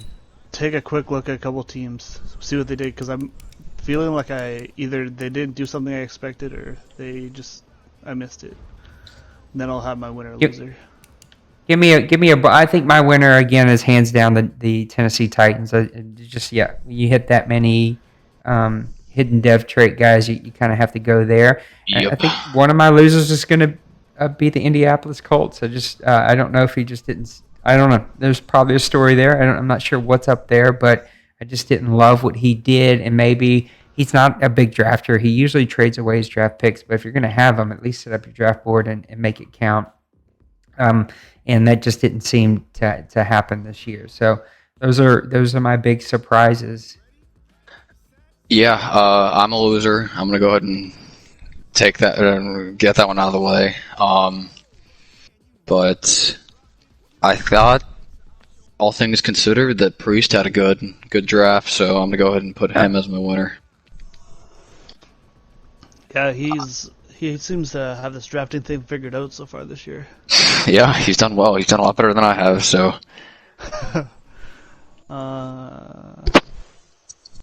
Okay, my winner, I gotta give it to my division mate, Outlaw. He finally got, he got himself. Yeah, it's a little surprising, I know, but he needed. No, he did good. He did good. Yeah, he needed his offensive line to get better. He got his guard. He knew what he needed, and he went and got it. So. Yeah, and he got a guard. He got a left tackle. He moved one of the guys to left tackle. That's why I got messed up there. So upgraded the offensive line. I didn't see what else he did, but that's a huge one for him because I know from experience we just pretty much if he didn't get the ball out quick, he was getting run over with Josh Allen, and that's tough for him. My loser, and I hate to do it, Crazy B-Man didn't get a quarterback for his team. Yeah, that's a big one. I don't know if that one is so much him as it is just the way the cookie crumbled. Yeah, and you got to give it to him. He didn't chase after one either. Mm-hmm. Yeah. Yeah, I totally agree about that. He did draft a guy who was pretty much the guy he got last season, so we'll see how that works. But with his draft position, I expected him to get a guy. It's a little unfortunate, but I think the rest of his draft was good. But without a quarterback, it's hard to win in any kind of football league. Whenever you're in the situation that he was, he had to get a quarterback. Yeah. All right, no humble stuff. Give me a bold prediction. I'm going Colts Falcons again. I just think that those two teams it's normally pretty safe. Until somebody dethrones the Falcons, they're going to be my pick each and every year. And I just think that the Colts, even though they didn't do a lot of great things to improve their draft stock and improve where they're going long term, short term, that team and that running back is unbelievable. That offensive line and that. Watching that guy, I've never watched Dwayne play this season, but watching him in the bowl game, it's like 99 speed in every cut. He never lost speed. And that dude is unbelievable. And as long as you have that guy that you can run, 22 times a game and control the clock and play awesome defense like Dwayne does, man, that's going to be hard. It's hard. Yeah. Give me a bold prediction. That was going to be mine. But for the sake of something different, I'm going to go actually with Tyler Penguins and of course, old reliable D Money. I Tyler has earned a lot of respect from me over the years. Just his ability to adjust. I think if he plays well, you give him time to game plan. I think he can beat D-Wayne, not D-Money. So that's my Super Bowl prediction: D-Money over Tyler in the OMFL Bowl. For me, I think it's really tough for me, but I think Colin's gonna get out of there this season. I know he made it there the first season, had a good chance at it last season, but just didn't quite make it. So I think he's gonna get another chance. Although I think Jason with the Jets are a really close team too. There's a lot of good teams in the AFC, I think. And then I gotta, just to be different again too, I think Mo has a chance. He only lost by 3 points in the NFC last year. Yeah. He upgraded his team a little bit. I'm just looking at it right now. Not massive upgrades, but he gotta improve his offensive line.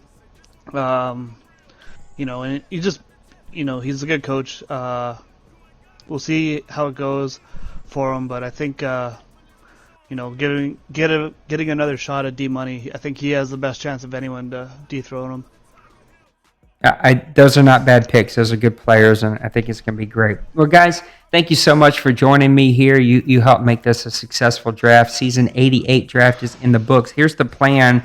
It is 10:14, so every 7 minutes, we're going to cut it back from 10. We're going to cut it to 7, because 7 should be plenty enough time for you to do what you got to do. Every 7 minutes, starting at 10:15, we're going to advance this until we get to stage number 4. On stage number 4, you need to get your practice squad set, your 53. You need to check in on the 53 that you're set. You need to play your game if you want. Injuries are turned off, so you're more than welcome to play your Week 4 matchup. And then tomorrow afternoon or night, depending on when everybody gets checked in, but the very latest, 9 o'clock or 8 o'clock, I need to go look at the schedule, Central, we will advance on to the start of season number 88 and week number 1. So the it's first been a one success. will be 10:22 to week 2? Yes. Okay. So 10:22, we will advance to week 2. This gives time for scouting. No free agent pickups, no signings, nothing like that until we get to week number 4. This is just time for training. Get your training in and maybe do some roster adjustments. So we will see you guys at 10:22. Rob, Blue, thank you both for being on the show with me. I appreciate it. For all the guys who called in, it's been an awesome Season 88 draft. I hope that you guys enjoyed the new layout and enjoyed what we did, and we'll see you in week number 1. Have a great one. Fun. Peace.